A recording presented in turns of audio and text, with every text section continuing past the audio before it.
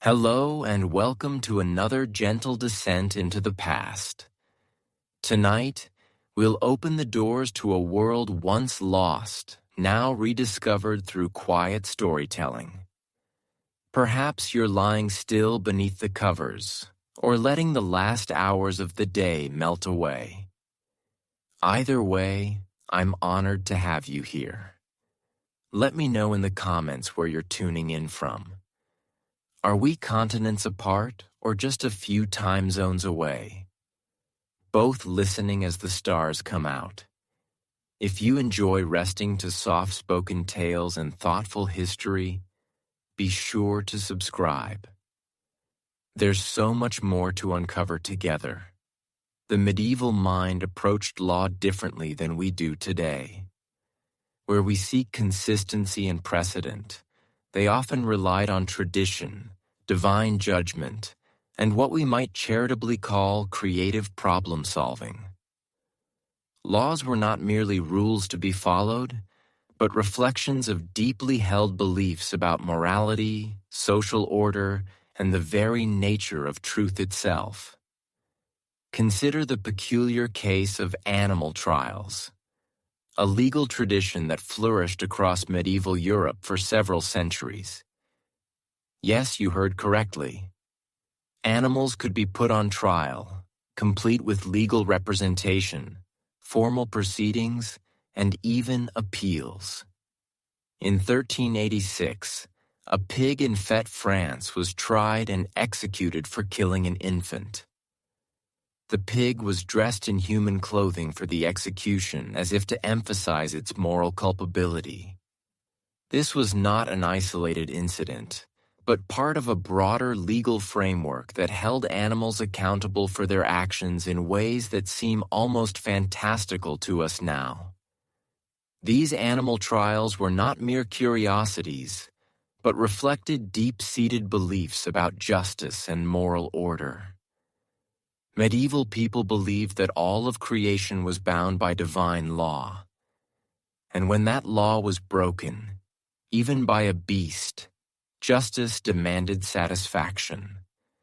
Pigs that killed children, bulls that gored farmers, and even insects that destroyed crops could find themselves defendants in formal legal proceedings. The legal representation provided to these animal defendants was often surprisingly thorough. In 1750, a female donkey was tried for bestiality alongside her human accomplice in France. The donkey's defense attorney argued successfully that she had been an unwilling participant, and she was acquitted while the man was executed. Witnesses even testified to the donkey's good character and previous virtuous behavior.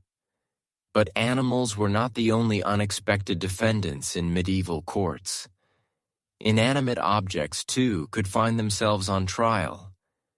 If a sword killed someone, the weapon itself might be tried and banished from the realm.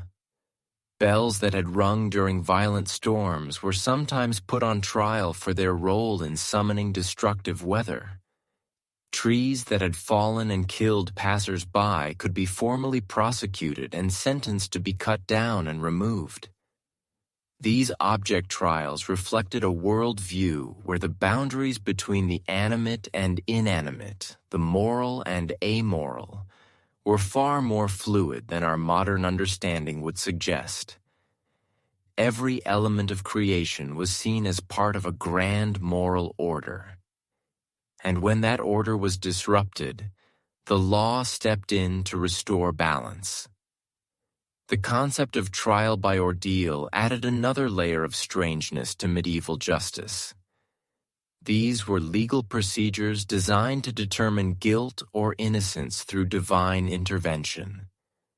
The underlying belief was that God would not allow an innocent person to suffer harm during these tests, making them a form of supernatural lie detector. Trial by hot iron was one such ordeal.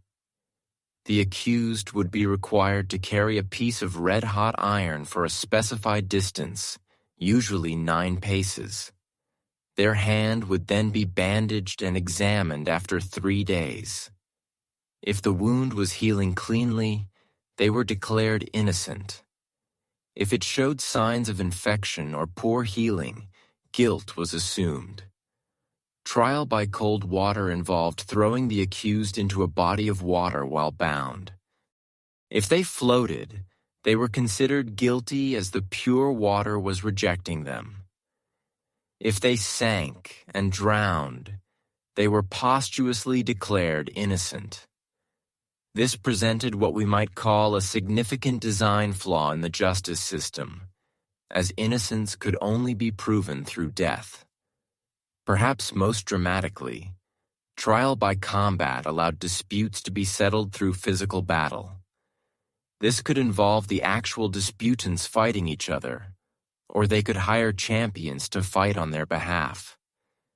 The belief was that God would ensure victory for the righteous party. Interestingly, this practice was not limited to men. Women, clergy, and the elderly could all demand trial by combat, though they typically employed champions rather than fighting personally. The legal status of various professions in medieval Europe also produced some wonderfully strange laws. Executioners, for instance, occupied a peculiar position in society. While their services were essential for the functioning of the justice system, they were often considered ritually unclean and were subjected to numerous restrictions. In many German states, executioners were required to live outside town walls and could only enter the town to perform their duties. They were forbidden from touching food in markets as their touch was believed to contaminate goods.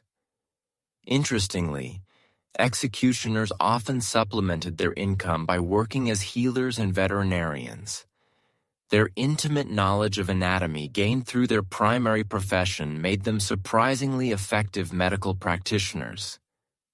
This created the paradoxical situation where the same person might take a life in the morning and save one in the afternoon. The legal treatment of debt in medieval Europe produced some particularly inventive solutions. In parts of medieval France, a debtor who could not pay might be required to sit naked in the town square while crying out their shame to all who passed. This public humiliation was designed both as punishment and as a way to encourage charitable contributions from passers-by. Some regions developed the concept of debt inheritance in ways that seem almost surreal today. In certain parts of medieval Germany, unpaid debts could be inherited by the debtor's children, but only if they had been present when the debt was incurred.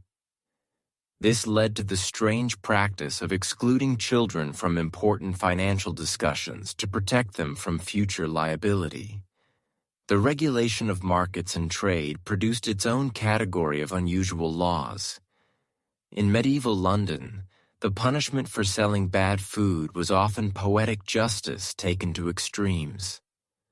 Bakers who sold underweight bread might be dragged through the streets on a hurdle with the offending loaf hung around their necks.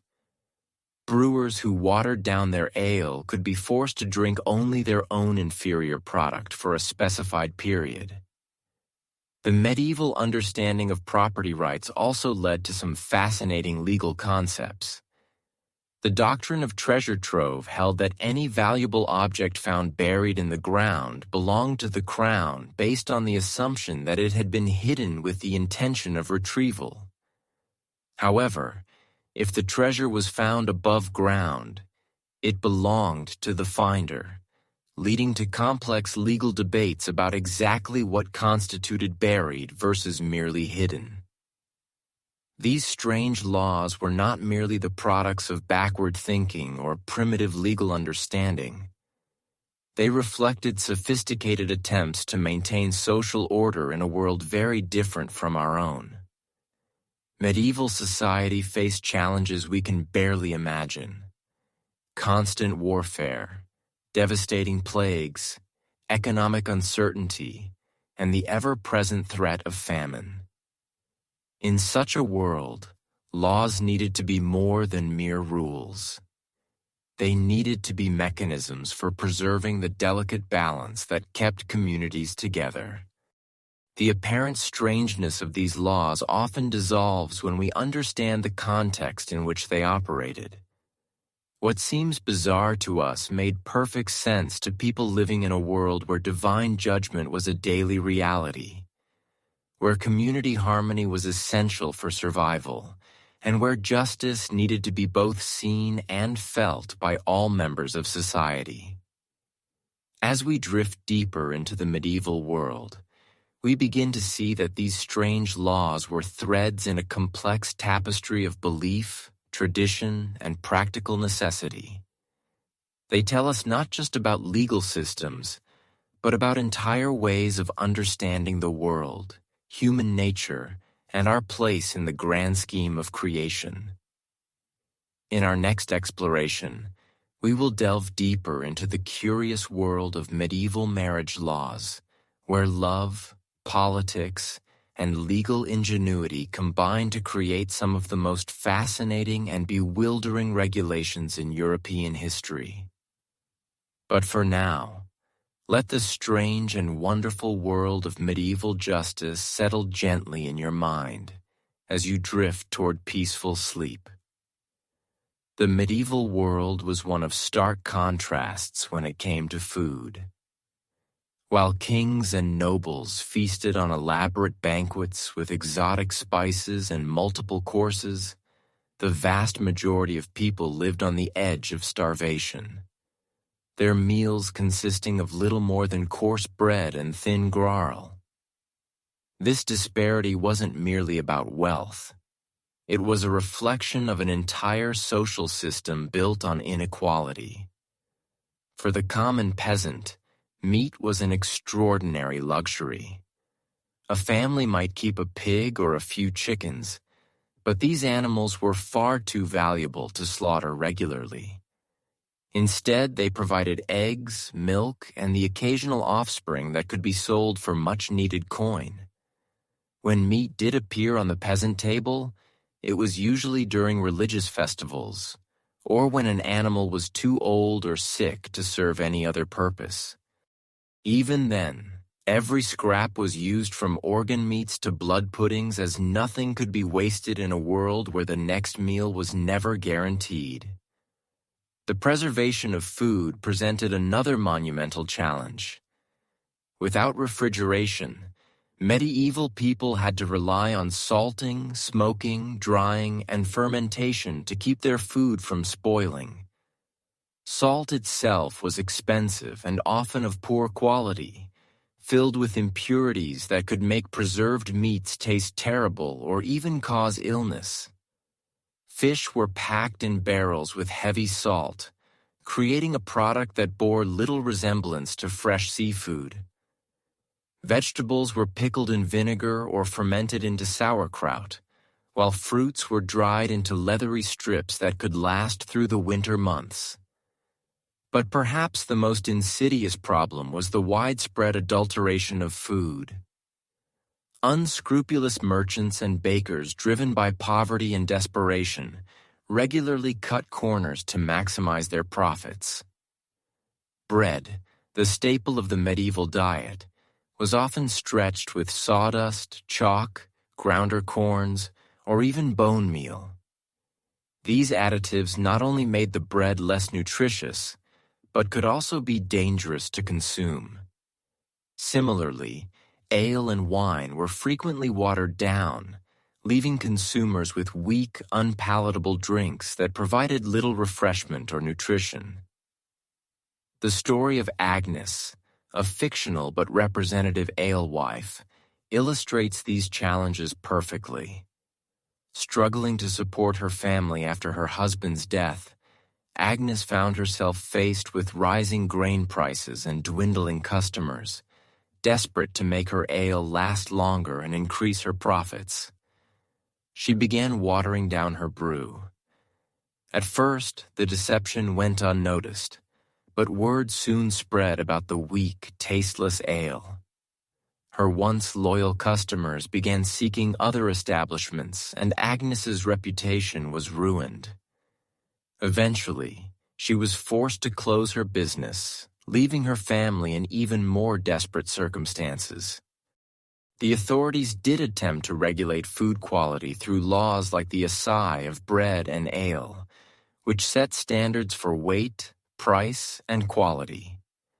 Violators could face fines, public humiliation in the pillory, or even corporal punishment. In some cases, dishonest bakers were dragged through the streets with their substandard loaves hung around their necks as a warning to others. However, enforcement was inconsistent and often ineffective as the underlying economic pressures that drove people to adulterate their products remained unchanged. The lack of variety in the medieval diet was another source of suffering. While we today can enjoy fruits and vegetables from around the world year-round, medieval people were entirely dependent on what could be grown locally and what was in season.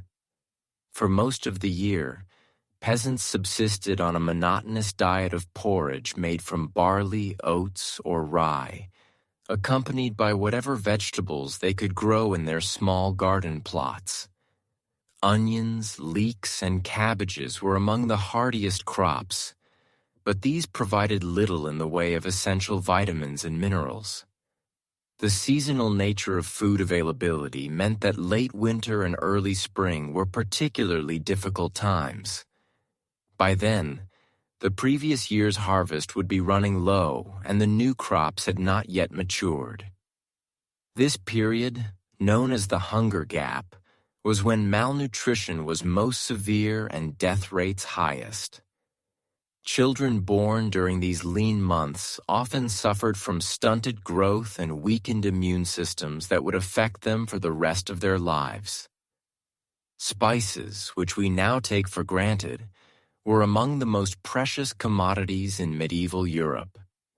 Pepper, cinnamon, cloves, and nutmeg had to be transported over vast distances along dangerous trade routes, making them extraordinarily expensive.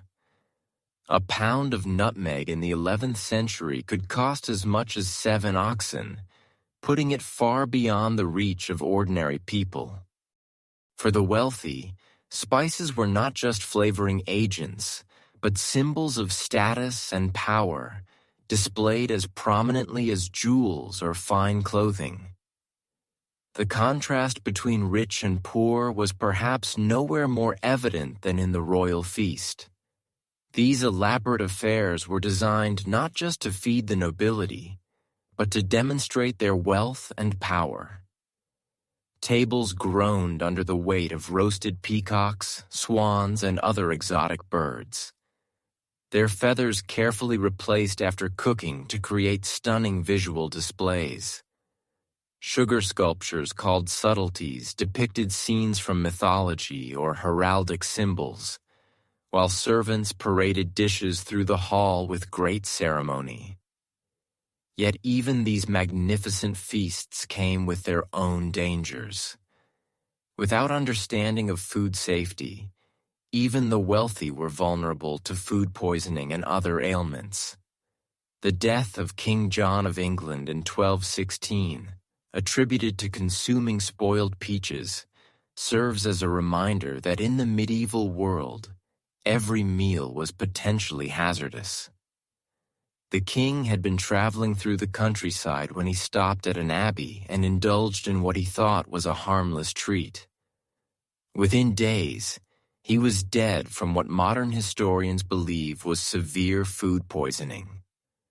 The unsanitary conditions of medieval life compounded these food safety issues. Peasant families often shared their single-room dwellings with their livestock as the animals provided warmth during the cold winter months. However, this arrangement meant that animal waste, insects, and vermin were constant presences in the home. Food was prepared and consumed in these same spaces with contamination almost inevitable. In medieval cities, the situation was even worse. Narrow, winding streets were filled with garbage, human waste, and the refuse from various trades and industries. The lack of proper sewage systems meant that waste often contaminated water sources, making even drinking water dangerous. The Thames in London, for example, served simultaneously as the city's primary water source and its main sewer, a situation that contributed to frequent outbreaks of cholera, typhoid, and other waterborne diseases. The Catholic Church added another layer of complexity to medieval food culture through its extensive fasting requirements. During Lent, the 40-day period before Easter, the faithful were expected to abstain from meat, dairy products, and eggs. For the wealthy, this meant substituting fish and other alternatives. But for the poor, it often meant simply going without. Wednesdays, Fridays, and Saturdays were also designated as meatless days throughout the year, further restricting an already limited diet. While the Church's intentions may have been spiritual, the practical effect of these restrictions was often to worsen the nutritional status of people who were already malnourished. The story of John and Matilda, a fictional peasant couple, illustrates this dilemma. With 3 children to feed and only a small plot of land, they struggled to provide adequate nutrition even in the best of times. During Lent, they were expected to give up the small amounts of preserved meat and dairy that provided crucial protein and calories. As the days wore on, their children grew weak and listless, crying constantly from hunger.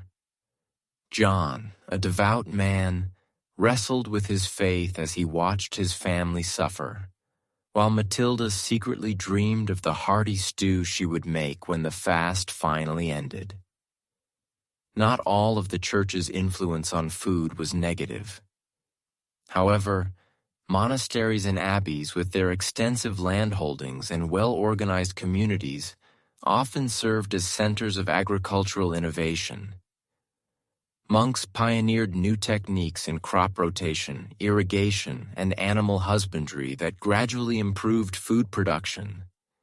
They also served as sources of charity, distributing bread and ale to the hungry and providing shelter for travelers and pilgrims. The story of Saint Hildegard of Bingen exemplifies the positive aspects of the Church's relationship with food. Born into a noble family in 12th century Germany, Hildegard became an abbess and was renowned for her knowledge of herbal medicine and nutrition.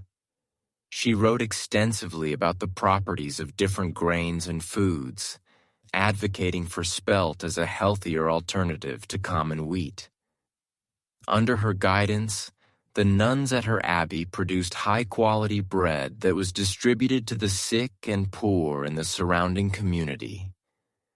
Hildegard's holistic approach to nutrition, which emphasized the connection between food and health, was remarkably prescient and would not be fully appreciated until modern times. The Great Famine of 1315 to 1322 represents perhaps the darkest chapter in medieval food history. A catastrophic combination of climate change, crop failures, and political instability plunged much of Europe into 7 years of starvation and misery. Contemporary chronicles paint a horrifying picture of the suffering endured by ordinary people. The Flemish chronicler William of Nangus wrote that men ate dogs, horses, cats, and other unclean things, while other accounts describe people resorting to cannibalism in their desperation. The famine hit different regions with varying severity, but nowhere was spared entirely. In some areas of the Low Countries in Scandinavia, mortality rates reached 10 to 25% of the population.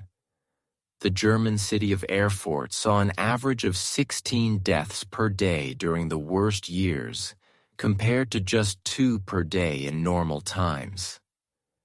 The psychological impact of the famine was as devastating as the physical toll, creating a generation scarred by the memory of extreme hunger and loss. Even in normal times, the threat of food scarcity was never far away. A single failed harvest could spell disaster for entire communities, and peasant families lived in constant fear of the next crisis. This precarious existence shaped every aspect of medieval life. From marriage and family planning to religious beliefs and social structures, people developed elaborate strategies for coping with scarcity. From complex systems of mutual aid to detailed knowledge of wild plants and alternative food sources, the contrast between medieval food culture and our modern abundance is striking. Today, we can walk into a supermarket and find fruits from South America, spices from Asia, and vegetables from around the world, all neatly packaged and ready to eat. We have access to a variety of foods that would have been unimaginable to even the wealthiest medieval nobles. Our understanding of nutrition, food safety, and preservation has transformed eating from a daily struggle into a source of pleasure and nourishment. Yet, this abundance comes with its own challenges. We grapple with issues of food waste, environmental sustainability, and dietary-related health problems that were unknown in the medieval world. The global food system that provides us with such variety also creates new forms of inequality and environmental degradation. Perhaps there are lessons to be learned from our medieval ancestors about the value of local seasonal eating and the importance of not taking food for granted.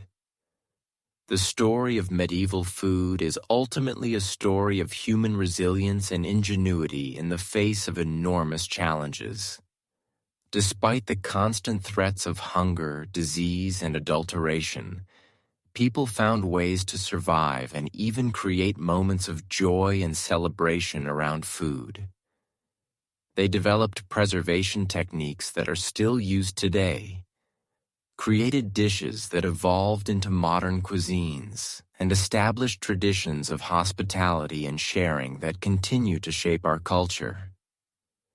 As we reflect on this distant past, we gain a deeper appreciation for the progress we have made and the privileges we enjoy.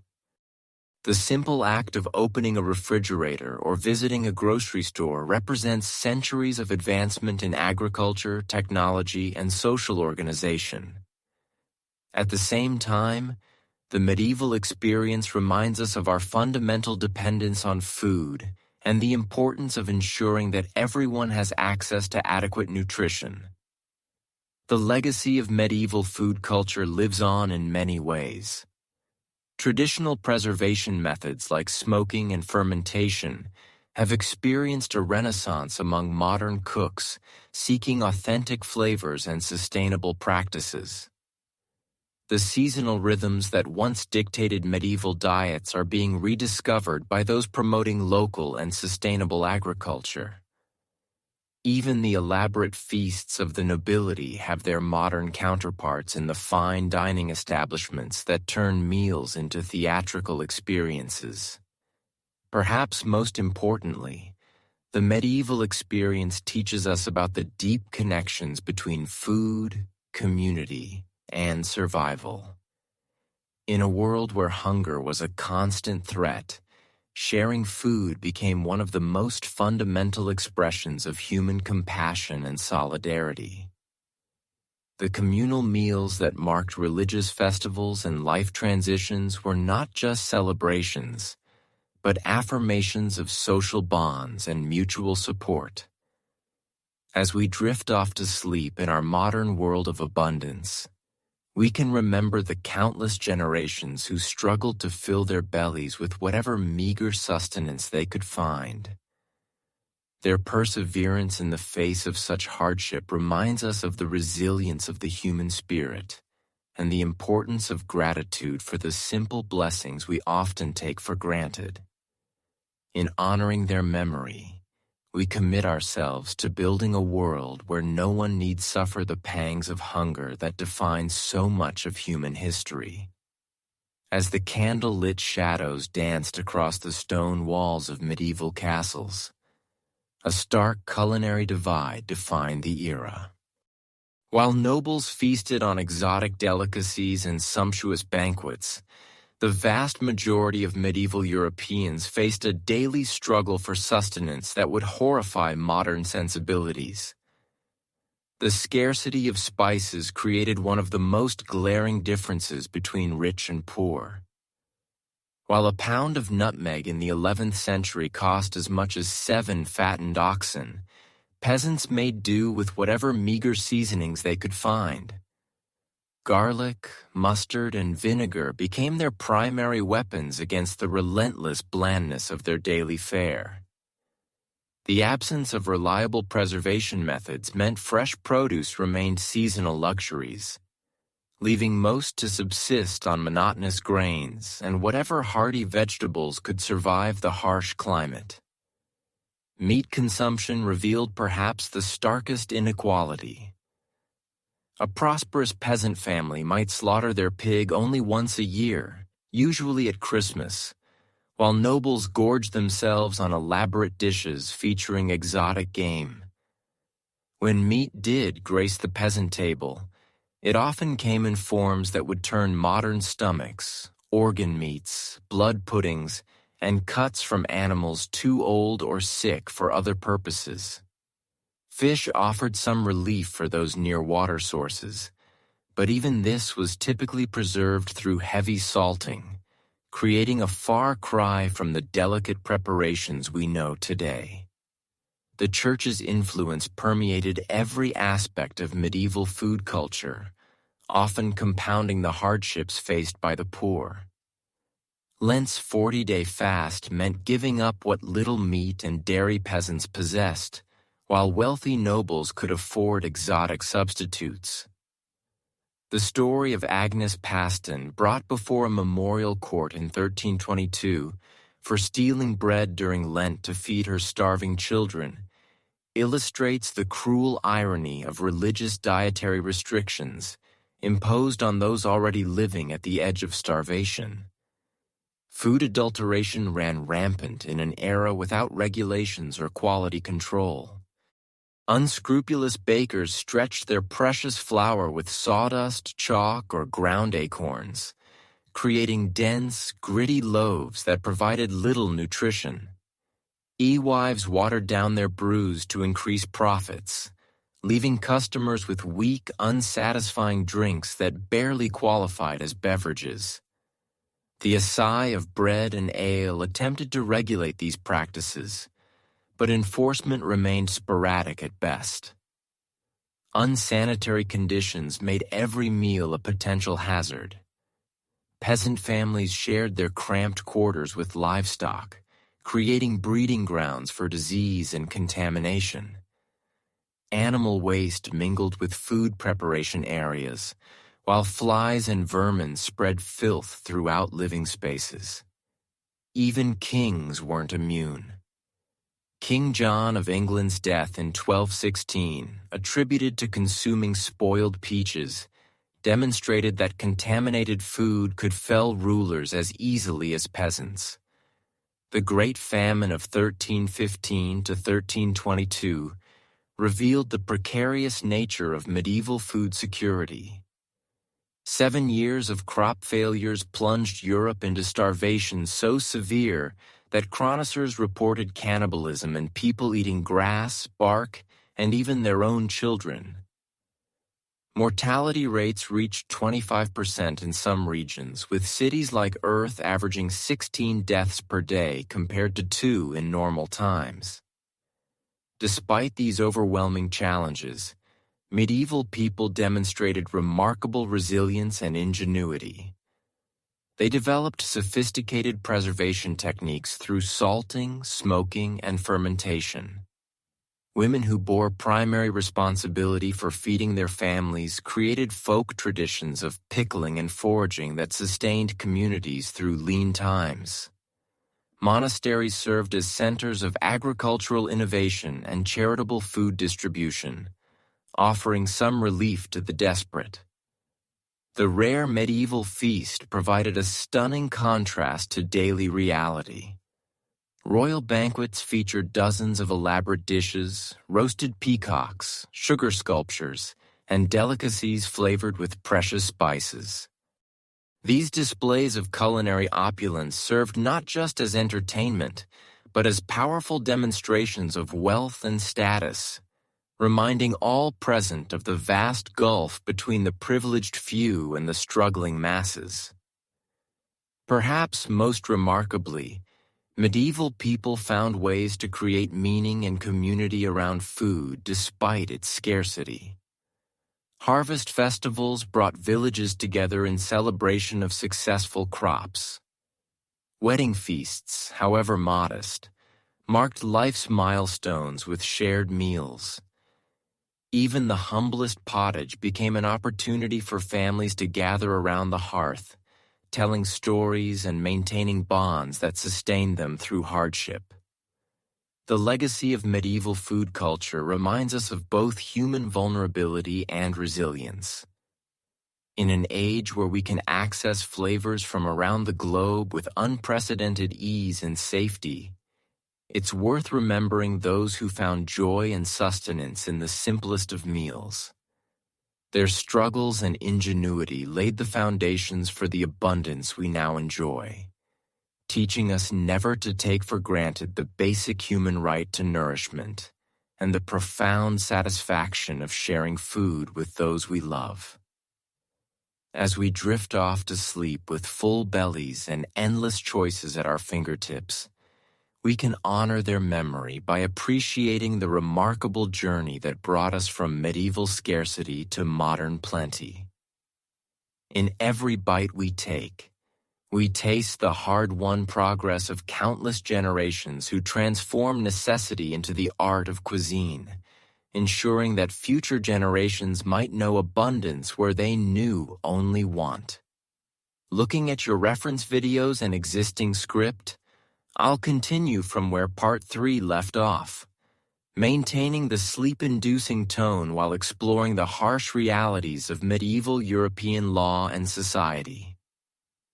As we've seen, the world of medieval Europe was one where even the most basic human needs were fraught with difficulty and danger. Food was scarce, often contaminated, and subject to the whims of weather and war. But perhaps even more challenging than securing one's next meal was navigating the complex and often brutal system of justice that governed daily life. The laws of medieval Europe were a patchwork of traditions, customs, and edicts that varied dramatically from one region to another, creating a landscape where justice was anything but certain. In the flickering candlelight of a medieval courthouse, imagine the tension as an accused thief stands before a panel of judges. The evidence against him is circumstantial at best, yet the consequences of a guilty verdict could mean the loss of a hand, an eye, or even his life. This was not a world of careful deliberation and reasoned argument, but one where justice was swift, harsh, and often arbitrary. The legal systems that governed medieval Europe were designed not so much to determine guilt or innocence, but to maintain order through fear and to reinforce the rigid social hierarchies that kept peasants in their place and nobles in power. The foundation of medieval law rested upon a complex web of feudal obligations and customary practices that had evolved over centuries. At the heart of this system was the concept of personal loyalty and mutual obligation between lord and vassal. A peasant owed service to his lord not merely as a tenant, but as a bound serf whose very existence was tied to the land he worked. In return, the lord was expected to provide protection and justice, though these protections were often more theoretical than real. The lord's court was typically held in the great hall of his manor, where he would sit in judgment over disputes between his tenants, crimes committed within his domain, and violations of the countless regulations that governed peasant life. These memorial courts dealt with a bewildering array of offenses, from the trivial to the serious.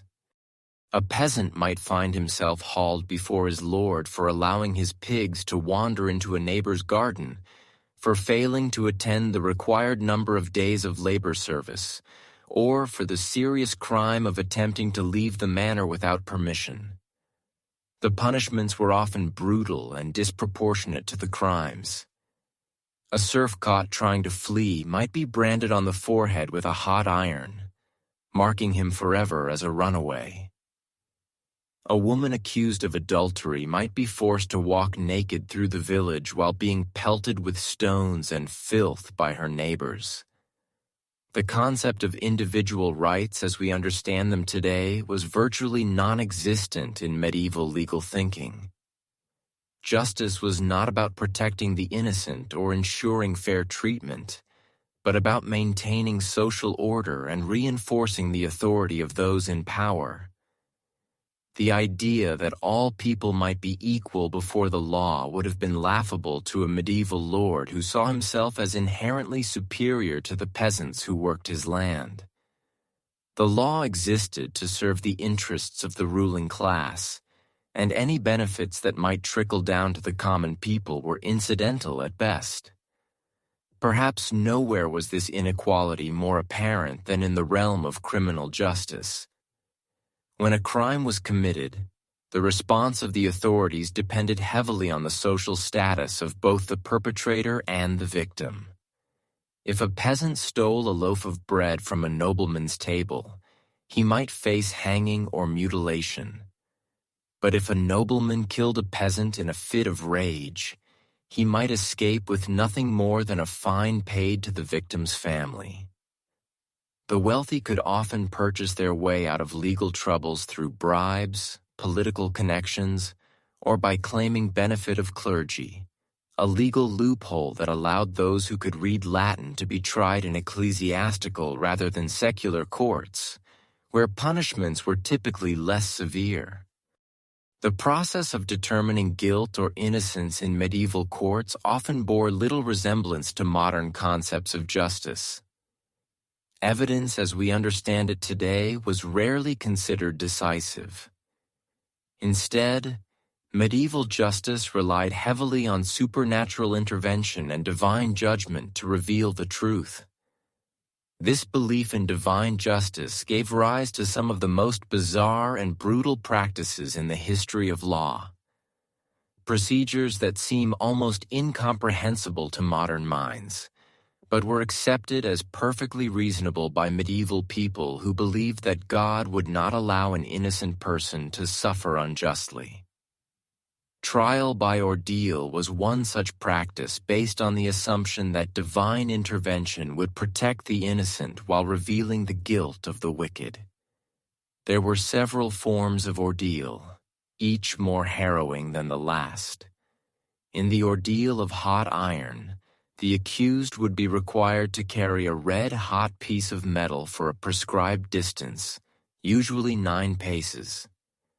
Their hand would then be bandaged and examined 3 days later.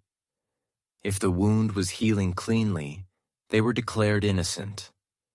If it showed signs of infection or festering, they were judged guilty and punished accordingly. The ordeal of hot water required the accused to plunge their hand into a cauldron of boiling water to retrieve a stone or ring. As with the hot iron, the condition of the hand after 3 days would determine their fate. For those accused of particularly serious crimes, there was the ordeal of cold water, which operated on the opposite principle. The accused would be bound and thrown into a body of water, typically a pond or river that had been blessed by a priest. If they sank, they were considered innocent, as the pure water had accepted them. If they floated, they were deemed guilty as the water had rejected their corrupted soul. Either way, the accused faced a grim prospect: drowning if innocent or surviving only to face execution if guilty. The logic of this system was based on medieval understanding of the natural world, where it was believed that water being pure and holy would naturally reject anything evil or corrupted. These orals were not administered lightly or without ceremony. They were elaborate rituals that often took place in churches or other sacred spaces with priests presiding over the proceedings and blessing the instruments of trial. The accused would typically be required to fast for several days beforehand and to attend special masses to purify their soul before facing divine judgment. The entire community would often gather to witness these spectacles, which served not only as a means of determining guilt, but as powerful demonstrations of divine power and earthly authority. The psychological impact of these orals cannot be overstated. Many accused individuals, believing themselves to be guilty or convinced that God would reveal their sins, would confess before undergoing the ordeal. Others, terrified by the prospect of divine judgment, would flee before the appointed day, an act that was taken as clear evidence of guilt. In some cases, the mere threat of trial by ordeal was enough to extract a confession or to resolve a dispute without the need for the actual procedure. But perhaps even more telling about medieval attitudes toward justice was the practice of trial by combat, where disputes were resolved through armed conflict between the parties involved. This practice was based on the belief that God would grant victory to the party in the right, ensuring that justice would prevail through strength of arms. Trial by combat could be invoked for a wide range of disputes, from accusations of treason and murder to disagreements over property rights and commercial contracts. The combatants would fight with weapons appropriate to their social status. Nobles might use swords and shields, while commoners might be armed with clubs or staffs. The rules governing trial by combat were surprisingly elaborate and formal. The fight would take place in a designated area, often a field outside the town walls, with strict boundaries marked out to prevent either combatant from fleeing. Officials would oversee the proceedings to ensure that the combat was conducted fairly, though what constituted fairness in a system based on mortal combat was itself questionable. The fight would continue until one party was killed, severely wounded, or surrendered by crying out for mercy. Victory was taken as clear evidence of divine favor and thus of the righteousness of the winner's cause. For those unable to fight for themselves due to age, disability, or gender, the system allowed for the appointment of champions who would fight on their behalf. This created a class of professional fighters who made their living by serving as champions in legal disputes. These men were often skilled warriors who would fight for whoever could afford their services regardless of the merits of the case. The wealthy could hire the best champions while the poor were left to find whatever representation they could afford or to fight for themselves against potentially superior opponents. Women, being generally barred from combat, faced particular challenges in a system that relied so heavily on physical prowess to determine justice. They could appoint male champions to fight for them, but this put them at the mercy of men who might not be entirely committed to their cause. In some cases, women were allowed to fight against male accusers, but under conditions that were heavily stacked against them. A woman accused of killing her husband, for example, might be required to fight while standing in a pit up to her waist with one arm tied behind her back, while her male opponent fought with full mobility and weaponry. The brutality of these legal procedures extended beyond the courtroom to the punishments that were meted out to those found guilty.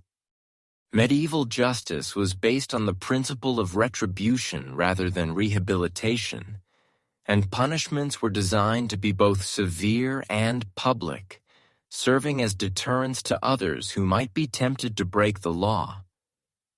The range of punishments available to medieval judges was vast and creative in its cruelty, reflecting a society that saw physical suffering as an appropriate response to moral transgression.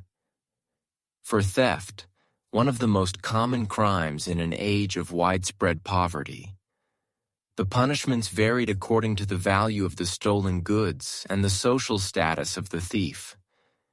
A peasant caught stealing food might lose a hand, making it impossible for him to work and essentially condemning him to death by starvation. A repeat offender might face hanging, while someone caught stealing from a church could be sentenced to having their eyes put out or their tongue cut off. The logic behind these punishments was that the penalty should reflect the nature of the crime. A thief lost the hand that had committed the theft. A liar lost the tongue that had spoken falsehoods, and so on. Public executions were elaborate spectacles that drew crowds from miles around, combining entertainment with moral instruction in a way that seems grotesque to modern sensibilities. The condemned would be paraded through the streets to the place of execution, often accompanied by priests who would exhort them to confess their sins and prepare for the afterlife. The methods of execution varied widely and were often chosen to reflect the severity of the crime or the social status of the condemned. Nobles might be granted the privilege of beheading, considered a quick and honorable death, while commoners faced hanging, which was seen as more degrading but equally final. For the most serious crimes, however, medieval justice demanded punishments that went far beyond simple death. Traitors might be hanged, drawn, and quartered. A process that began with the condemned being dragged through the streets on a hurdle, then hanged until nearly dead, disemboweled while still alive, and finally cut into quarters that would be displayed in prominent locations as a warning to others. Heretics and witches faced burning at the stake, a punishment that was believed to purify their souls through fire while serving as a dramatic demonstration of the fate that awaited those who defied religious authority. Women who committed certain crimes faced punishments that reflected medieval attitudes toward gender and morality.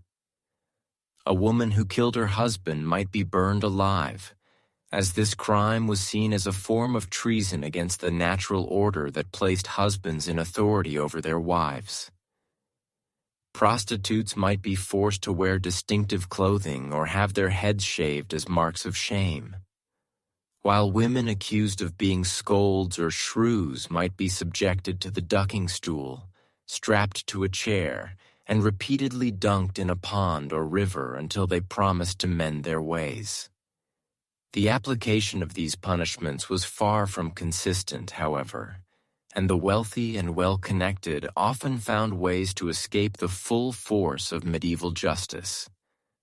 Benefit of clergy allowed those who could demonstrate literacy to claim the right to be tried in church courts where punishments were typically less severe. Sanctuary laws permitted criminals to claim protection in churches where they could remain safe from secular authorities for a prescribed period. Wealthy defendants could often negotiate compositions, monetary payments that would substitute for physical punishment, or they could simply flee to other jurisdictions where their crimes were unknown. This system of justice, brutal and arbitrary as it was, served important functions in medieval society beyond simply punishing wrongdoers. Public punishments reinforced social hierarchies by demonstrating the power of the authorities and the consequences of challenging established order. They provided a form of entertainment in a world where diversions were few and far between. Most importantly, they created a climate of fear that helped to maintain control over a population that vastly outnumbered their rulers and had little to lose by rebellion. The legal systems of medieval Europe also reflected the fragmented nature of political authority during this period. A person traveling from one region to another might find themselves subject to completely different laws and customs, creating a confusing patchwork of jurisdictions and legal traditions. Canon law derived from church teachings and papal decrees governed matters relating to marriage, morality, and religious observance. Roman law preserved in the legal codes of the ancient empire influenced the development of legal systems in many parts of Europe. Germanic tribal laws passed down through oral tradition and gradually codified governed many aspects of daily life in regions that had been settled by barbarian tribes. Local customs and traditions added another layer of complexity to this legal maze. What was considered a crime in one village might be perfectly acceptable in another. Marriage customs, property rights, and commercial practices all varied from place to place, creating endless opportunities for confusion and conflict. A merchant traveling from town to town had to be familiar with the specific laws and customs of each place he visited. As ignorance of local law was rarely accepted as an excuse for transgression, the Church played a particularly important role in medieval legal systems, not only through its own canon law, but through its influence on secular courts and its provision of educated clerks who could read and write legal documents. Many medieval laws were designed to enforce Christian morality and to support the authority of the Church. Blasphemy, heresy, and failure to attend Mass were serious crimes that could result in severe punishment. The Church's extensive landholdings and its role as a major economic and political power meant that ecclesiastical courts often had jurisdiction over matters that would be considered purely secular today. As we consider these harsh realities of medieval justice, it becomes clear that the legal systems of this period were shaped by fundamentally different assumptions about human nature, divine will, and social order than those that govern modern societies. The idea that justice should be impartial, that punishment should fit the crime, or that all people should be equal before the law were foreign concepts in a world where social hierarchy was seen as divinely ordained, and where the primary purpose of law was to maintain order rather than to protect individual rights.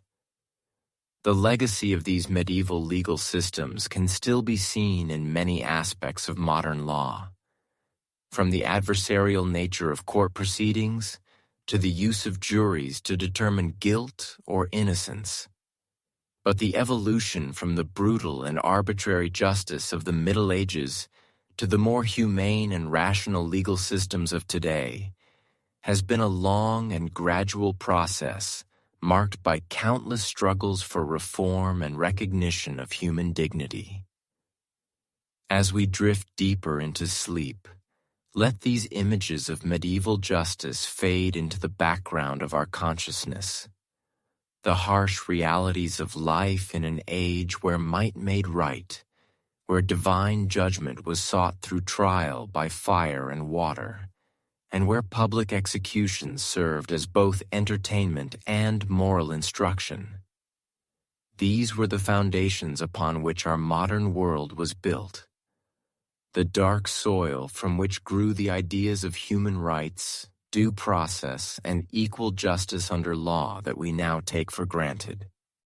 Rest easy knowing that while the struggles of our medieval ancestors were real and often brutal, they also laid the groundwork for the more just and humane societies we inhabit today. Their suffering was not in vain, for it taught humanity hard lessons about the importance of fairness, compassion, and the rule of law. And in their stories of endurance in the face of arbitrary power and cruel justice, we find inspiration for our own ongoing efforts to create a world where all people can live with dignity and hope. Word count 1,947. The life of a peasant in medieval Scotland was marked by the constant struggle against both human oppression and the unforgiving forces of nature.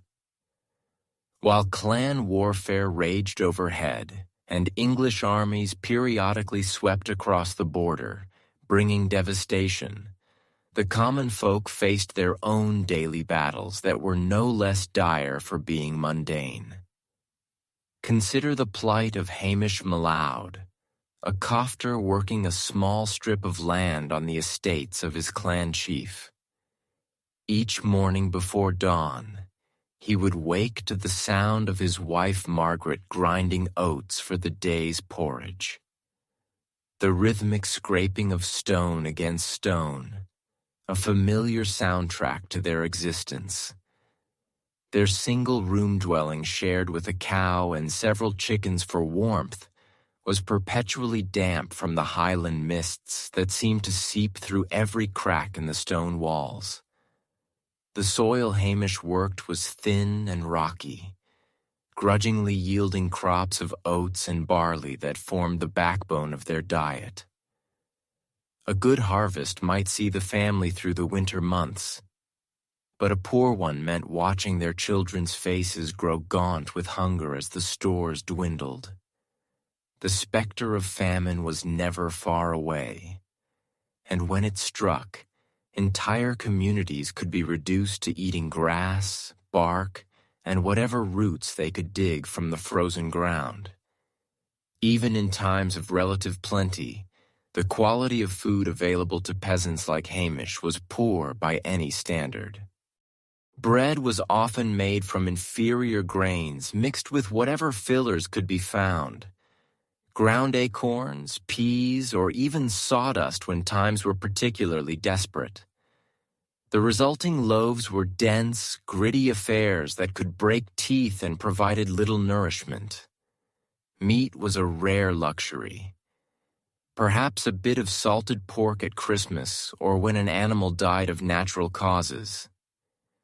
The preparation and storage of food presented constant challenges in an age without refrigeration or proper preservation techniques. Grain had to be carefully protected from rats and moisture.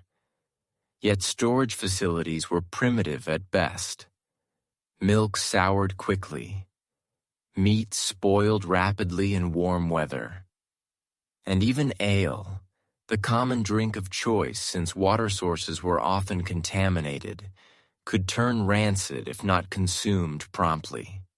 The very act of eating was fraught with danger in ways that would be unimaginable today. Contamination was rampant with livestock often kept in the same spaces where food was prepared and consumed. Flies buzzed constantly between animal waste and cooking pots, while vermin skewered through grain stores and kitchen areas. Food poisoning was common, and even nobles were not immune. King John of England himself died in 1216 after consuming spoiled peaches. Adding to these hardships were the religious restrictions imposed by the Catholic Church during Lent and on designated fast days throughout the year. Even the meager protein sources available to peasants were forbidden for families already subsisting on the edge of starvation. These additional dietary restrictions could push them over the brink. Margaret M'Leod would watch helplessly as her children grew weaker during the 40 days of Lent, knowing that their few precious eggs and strips of dried fish must be put away in observance of church law. The unscrupulous practices of food producers added another layer of misery to peasant life. Bakers regularly adulterated their bread with sawdust, chalk, or ground bones to stretch their supplies. Alewives watered down their brews to increase profits, leaving their customers with weak, unsatisfying drinks that provided little of the nutrition and calories they desperately needed. While laws existed to prevent such practices, enforcement was sporadic and often ineffective. Perhaps most tragic was the stark inequality that defined medieval Scottish society. While peasants like Hamish and Margaret scraped together meals of thin porridge and stale bread, the halls of their clan chiefs groaned under the weight of elaborate feasts. Roasted meats, exotic spices, fine wines, and delicate pastries graced the tables of the nobility, who consumed more in a single meal than a peasant family might see in a month. This disparity was not merely about quantity, but about the very nature of the food itself. Where peasants ate coarse, monotonous fare that left them malnourished and susceptible to disease, the wealthy enjoyed varied diets rich in proteins, fats, and the precious spices that could transform even simple ingredients into culinary delights. A pinch of cinnamon or cloves worth more than a peasant's annual income could elevate a dish from mere sustenance to genuine pleasure. The psychological toll of this constant food insecurity cannot be overstated. The knowledge that one's next meal was never guaranteed, that a failed harvest or a clan raid could mean starvation, created a perpetual state of anxiety that permeated every aspect of life. Parents went to bed hungry so their children could eat, and even then often had to watch helplessly as malnutrition stunted their offspring's growth and left them vulnerable to disease. Yet even in the face of such hardship, the human spirit endured. Peasant women like Margaret Maloud developed remarkable ingenuity in making the most of limited resources. They learned to identify edible wild plants to preserve what little meat came their way through salting and smoking, and to stretch meager supplies through careful rationing and creative cooking. Community bonds were strengthened by shared adversity, with neighbors helping neighbors through the worst times and celebrating together when fortune smiled upon them. The seasonal rhythms of agricultural life provided some structure and hope amid the uncertainty. The arrival of spring brought the promise of new growth, while harvest time offered the possibility of abundance, however temporary. Even the humblest peasant could take pride in a well-tended garden or a successful batch of ale, finding moments of satisfaction in work well done, despite the harsh circumstances. As we reflect on the struggles of medieval Scottish peasants like Hamish and Margaret Maloud, we are reminded of how far humanity has progressed in securing basic necessities. The abundance and variety of food available today, the safety standards that protect us from contamination, and the social systems that provide support in times of need. All these represent centuries of gradual improvement from those dark days when a full belly was a luxury and hunger was a constant companion.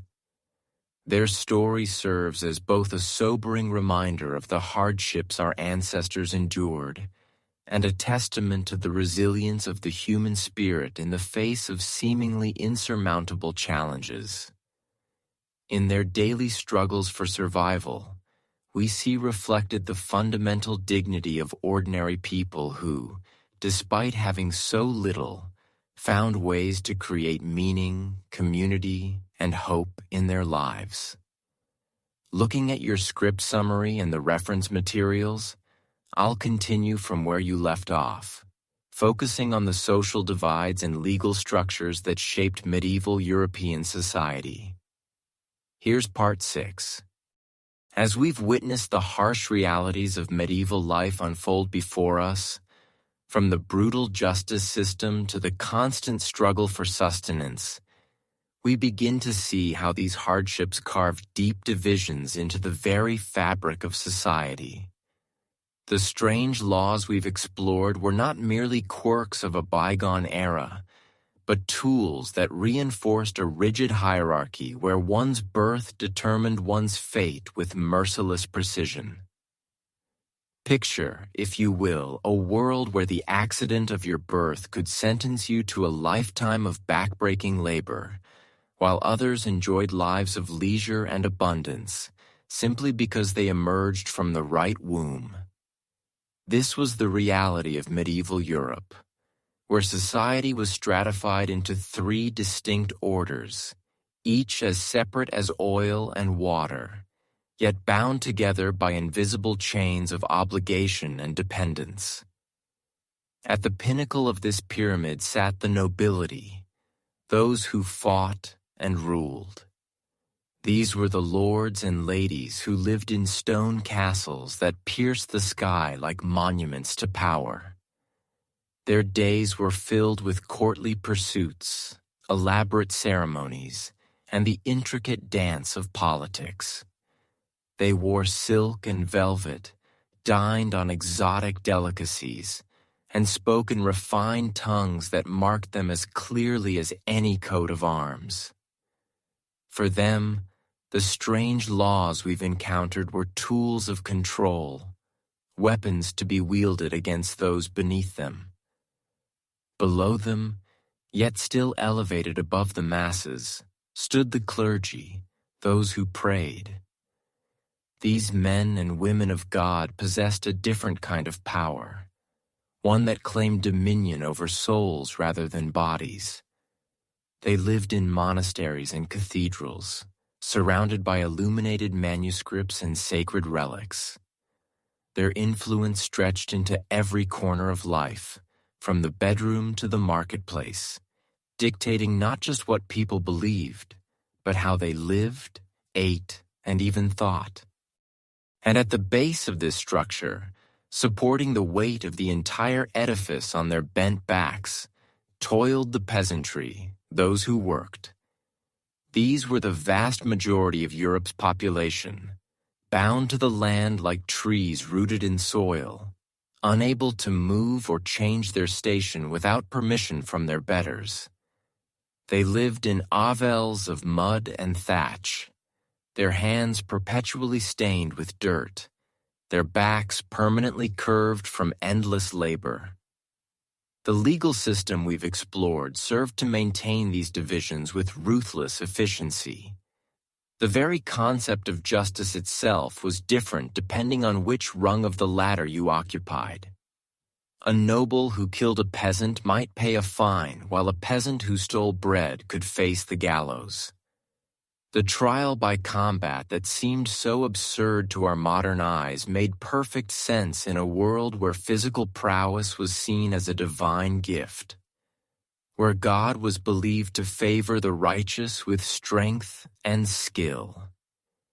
Consider the tale of Sir Geoffrey de Montfort, a minor lord who found himself accused of murder by a peasant named Willem. The accusation was serious, the evidence compelling. Yet, when the matter came before the court, it was not witnesses or physical proof that would determine guilt or innocence. Instead, the two men faced each other in a circle of packed earth, armed with sword and shield, while nobles and commoners alike gathered to watch divine justice unfold. Willem, though strong from years of farm labor, had never held a sword in anger. His callous hands, so skilled with plow and scythe, fumbled with the unfamiliar weight of steel. Sir Geoffrey, trained from childhood in the arts of war, moved with the fluid grace of a born killer. The outcome was never truly in doubt. When Willem fell, his blood seeping into the earth he had worked all his life. The crowd nodded in satisfaction. God had spoken. Justice had been served.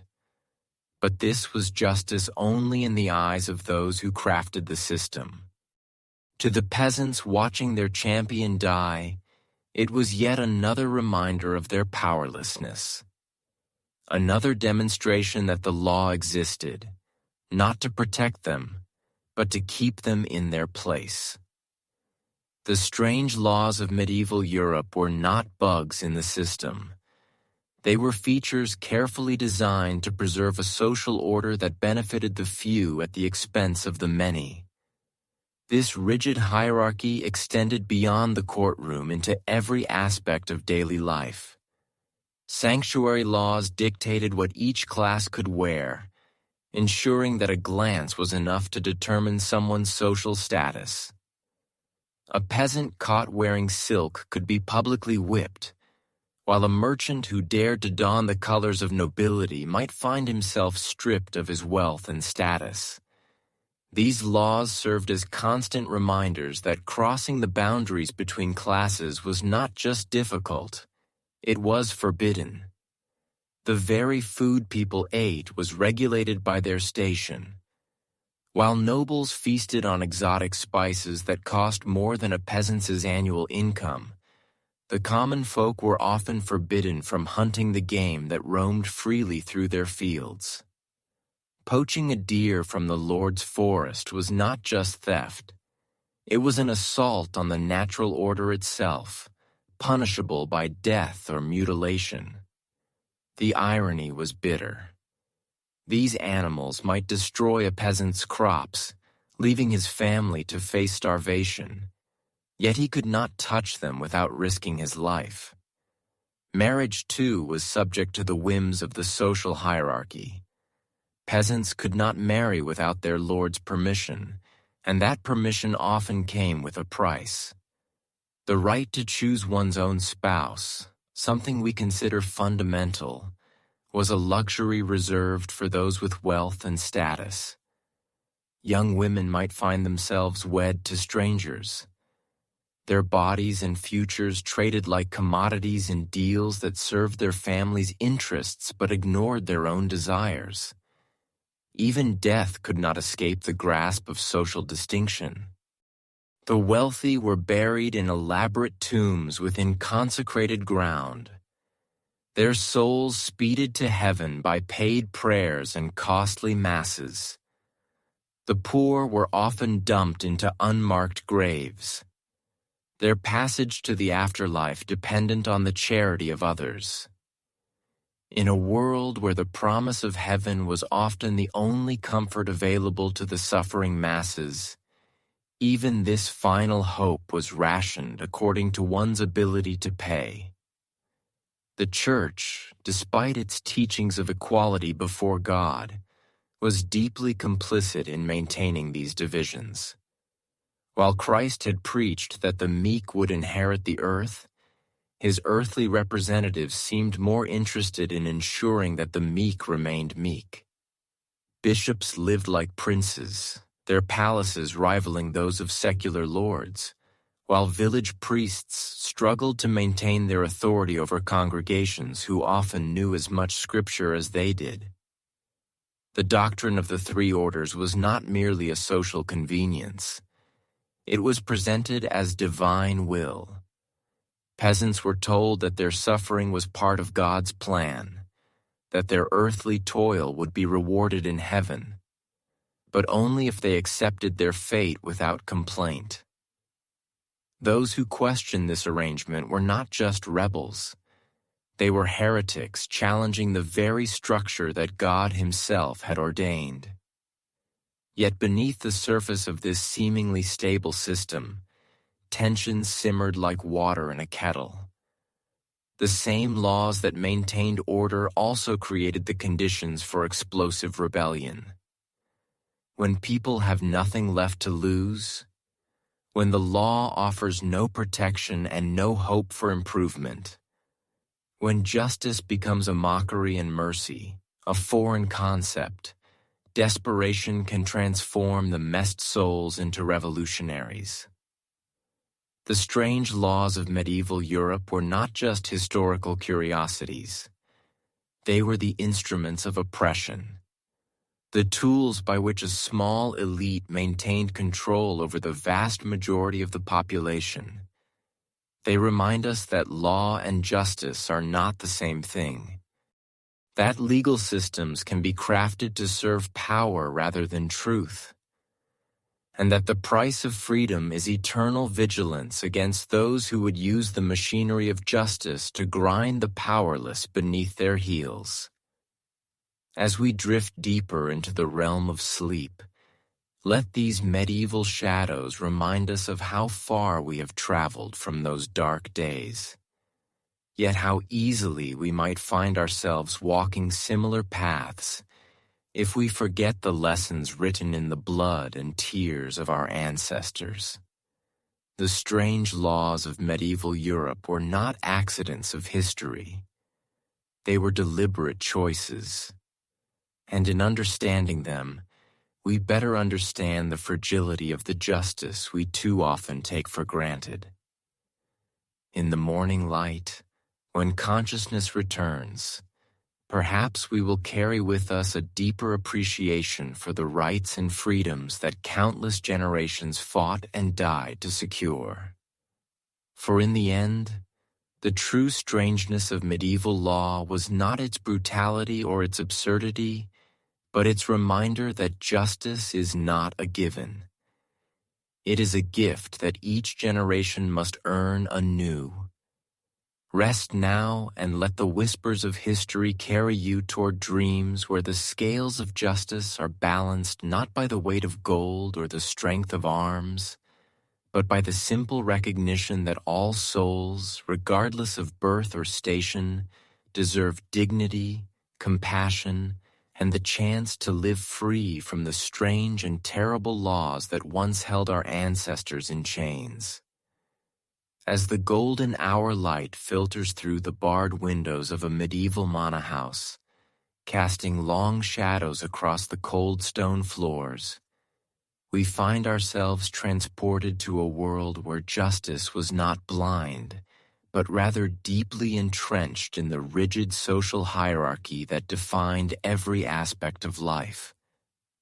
Tonight we continue our gentle journey through the peculiar and often harsh legal landscape of medieval Europe, where the law served not as an equalizer, but as a powerful tool to maintain the vast chasm between the noble and the common. The medieval legal system was a complex web of overlapping jurisdictions and competing authorities, each with their own interpretation of justice. At the highest level sat the king's courts, dispensing royal justice with ceremonies that bordered on the theatrical. Below them operated the ecclesiastical courts of the church, wielding both spiritual and temporal power over matters of morality and faith. And scattered throughout the countryside were the manor courts, where local lords held sway over their peasants with an authority that was both absolute and arbitrary. But perhaps nowhere was the inequality of medieval justice more apparent than in the concept of Vergild, the ancient Germanic practice of assigning monetary values to human lives based on social status. Under this system, the life of a nobleman might be worth 30 times that of a common peasant. And these valuations were not merely symbolic, but formed the basis for legal compensation in cases of murder or injury. A lord who killed a serf might pay a few silver coins to the victim's family, while a peasant who dared raise a hand against nobility faced execution without question. The courts themselves reflected this stark social divide in their very architecture and procedure. When a nobleman appeared before a judge, he was afforded elaborate ceremony, comfortable seating, and the presumption of honesty that came with his elevated station. His word carried weight simply by virtue of his birth, and his testimony was rarely questioned unless contradicted by someone of equal or higher rank. The proceedings moved at a dignified pace with careful attention paid to precedent and proper legal form. How different was the experience for a common peasant dragged before the same tribunal. These unfortunate souls were herded into drafty, uncomfortable spaces, forced to stand throughout lengthy proceedings that they often could not understand due to the use of Latin or French legal terminology. Their own testimony was viewed with suspicion, requiring multiple witnesses or the support of their betters to carry any credibility. The very clothes they wore marked them as inferior. Their rough homespun garments, a stark contrast to the fine silks and furs of their social superiors. The punishments meted out by these courts further reinforced the social order through their deliberate inequality. When a nobleman was convicted of a crime, he might face exile, the loss of lands, or, at worst, a swift execution by sword, a death considered honorable and befitting his station. The wealthy could often purchase pardons or commute their sentences through substantial payments to the crown, transforming justice into yet another commodity available only to those with means. For the common people, however, punishment was designed to be both severe and publicly humiliating. The stocks and pillory were favorite devices for minor infractions, forcing the guilty to endure not only physical discomfort, but the jeers and abuse of their neighbors. More serious crimes brought flogging, branding, or the loss of limbs. Punishments that left permanent marks of shame upon the survivor. The gallows were reserved for the most heinous offenses. But even here, class distinctions persisted. While nobles were granted the mercy of a quick death, commoners often faced the slow strangulation of hanging or the prolonged agony of more elaborate execution methods. The legal proceedings themselves were often elaborate performances designed as much to reinforce social hierarchy as to determine guilt or innocence. Trial by ordeal remained a common practice well into the medieval period based on the belief that divine intervention would protect the innocent from harm. These orals took many forms, each more terrifying than the last for those forced to endure them.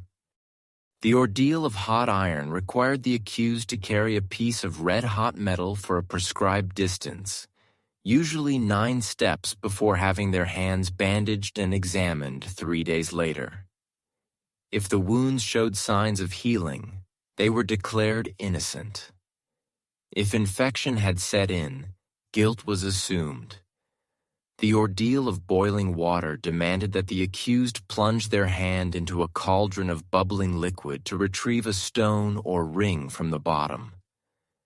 Again, the condition of their flesh after 3 days would determine their fate. Perhaps most chilling was the ordeal of cold water, where the accused was bound and thrown into a pond or river. If they sank, they were considered innocent but often drowned in the process. If they floated, it was taken as proof that the water as God's creation had rejected them, confirming their guilt and condemning them to death. The cruel irony was that survival itself became evidence of wrongdoing. These orals were not applied equally across society. Nobles and clergy could often avoid them entirely through their connections and influence or substitute monetary payments in their place. When members of the upper classes were subjected to orals, they were frequently allowed to nominate champions to undergo the trial on their behalf. While peasants had no such luxury and faced these terrifying tests with their own flesh and blood, the Church played a particularly complex role in medieval justice, simultaneously offering sanctuary to some while condemning others to horrific fates. Ecclesiastical courts handled matters of moral transgression, heresy, and witchcraft with a zeal that often bordered on the fanatical. The Inquisition, that most dreaded of church institutions, wielded techniques of interrogation and torture that were refined to extract confessions from even the most innocent defendants. Women, particularly those of lower social standing, were especially vulnerable to accusations of witchcraft. A widow with property that neighbors coveted, a healer whose remedies seemed too effective, Or simply an elderly woman with a sharp tongue might find herself dragged before church authorities on charges of consorting with devils. The trials that followed were elaborate theater designed to confirm predetermined guilt rather than seek truth. The accused witch faced an impossible situation. If she confessed immediately, she confirmed her guilt and faced burning at the stake.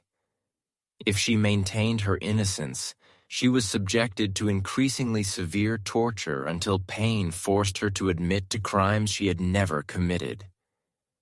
The methods employed were both ingenious and horrifying. The strapardo, which dislocated shoulders and arms. The rack, which stretched bodies until joints separated, and the thumb screws, which crushed fingers with excruciating precision. Even the search for evidence of witchcraft reflected the biases of the age.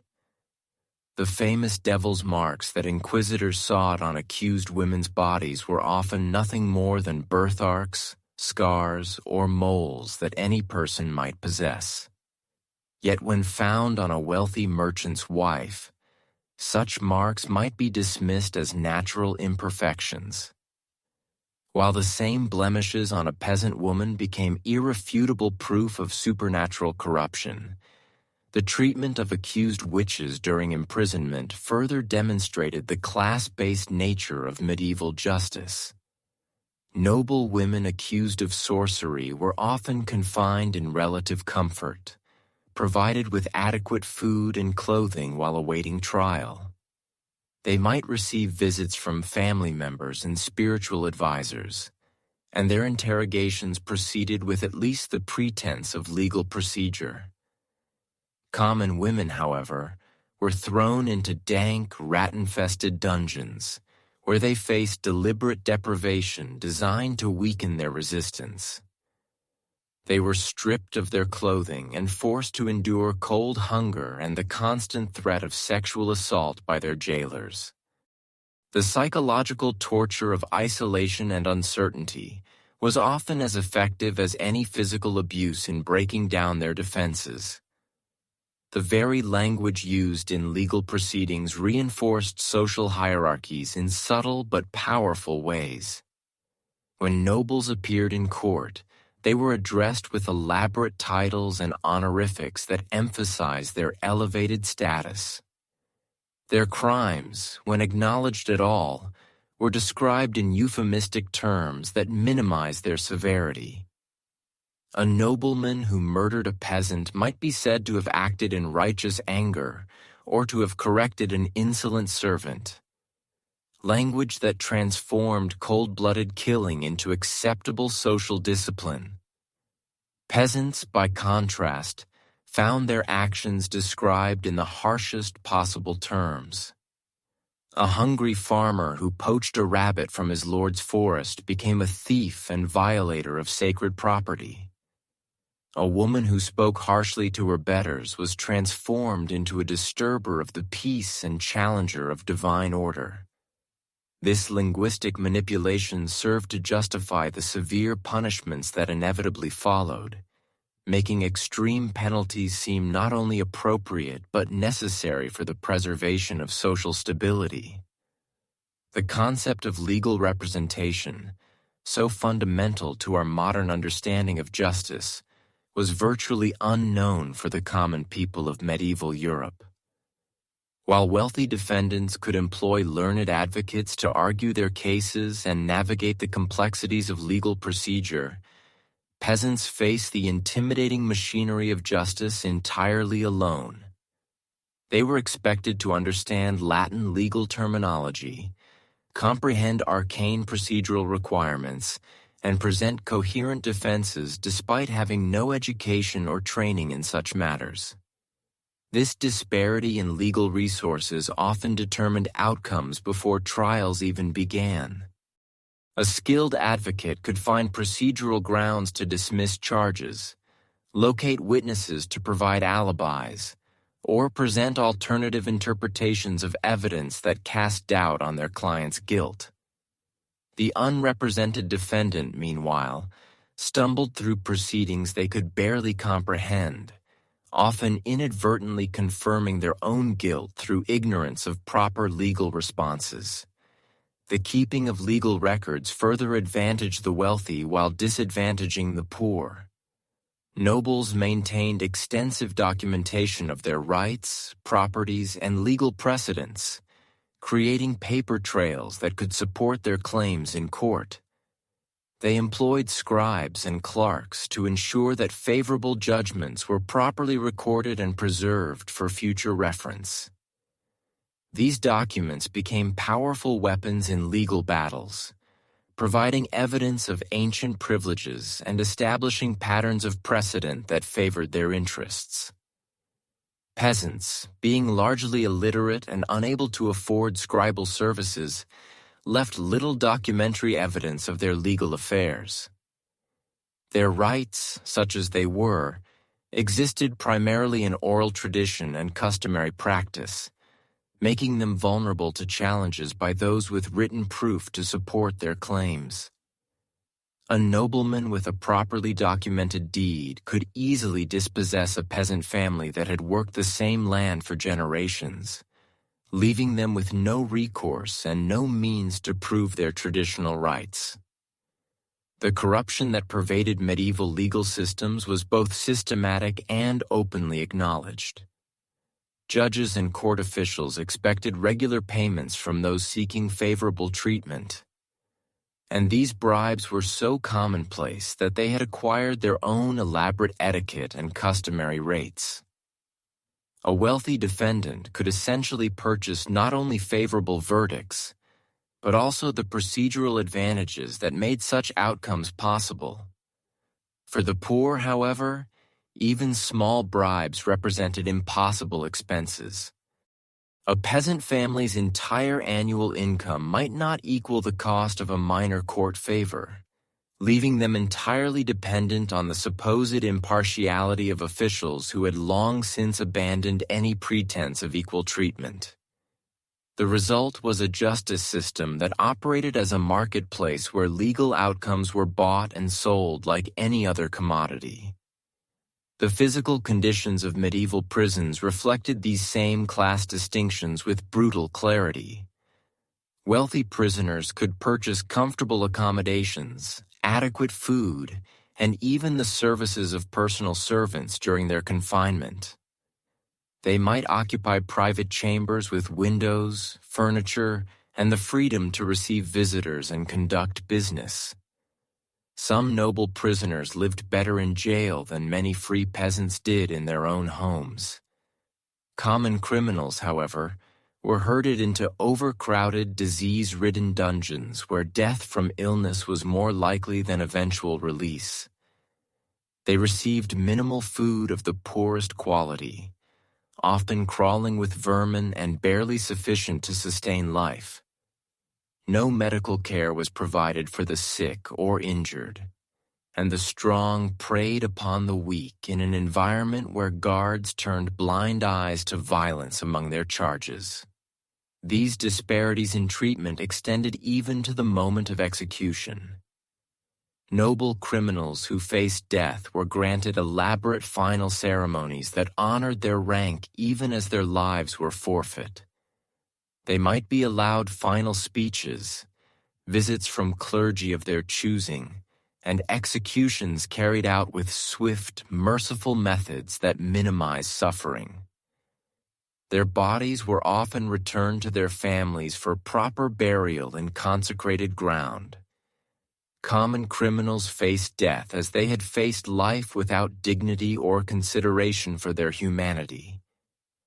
They were marched to execution sites amid jeering crowds, denied final words or spiritual comfort, and killed by methods deliberately chosen for their cruelty and public spectacle.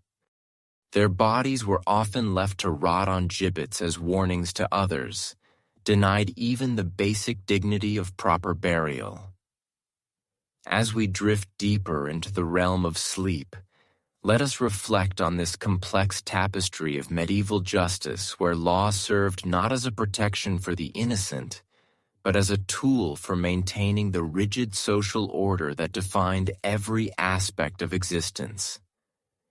In this world, birth determined not only one's station in life, but also the very nature of justice one could expect to receive. The wealthy lived in a realm where law was malleable, where influence and gold could reshape reality itself and transform the guilty into the innocent. They enjoyed the protection of elaborate procedures, skilled advocates, and sympathetic judges who understood that true justice meant preserving the natural order that placed them at society's apex.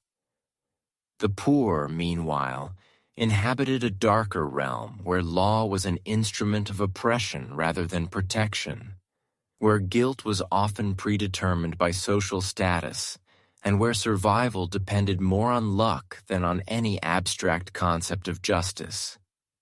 They faced a system designed not to determine truth, but to confirm their subordinate position and remind them of their powerlessness in the face of their betters' authority. Yet even in this harsh landscape, we can glimpse the seeds of change that would eventually transform these primitive systems into something approaching true justice. The very extremes of medieval legal inequality would eventually provoke reactions that led to demands for reform, due process, and equal treatment under law. The struggles of these forgotten peasants and their suffering under arbitrary authority helped forge the principles that we now take for granted in our modern legal systems. As you settle into peaceful slumber, perhaps you might dream of a world where justice truly was blind, where birth and wealth held no sway over legal outcomes, and where every person, regardless of station, could expect fair treatment under law. It is a vision that those medieval peasants suffering under their lord's arbitrary justice could scarcely have imagined. Yet their struggles helped make it possible. Rest well knowing that the harsh lessons of medieval justice have not been forgotten, and that the principles of equality and fairness we cherish today were paid for with the suffering of countless generations who came before us. In their memory, we continue the eternal struggle to perfect justice and ensure that law serves not the powerful, but the cause of truth and human dignity.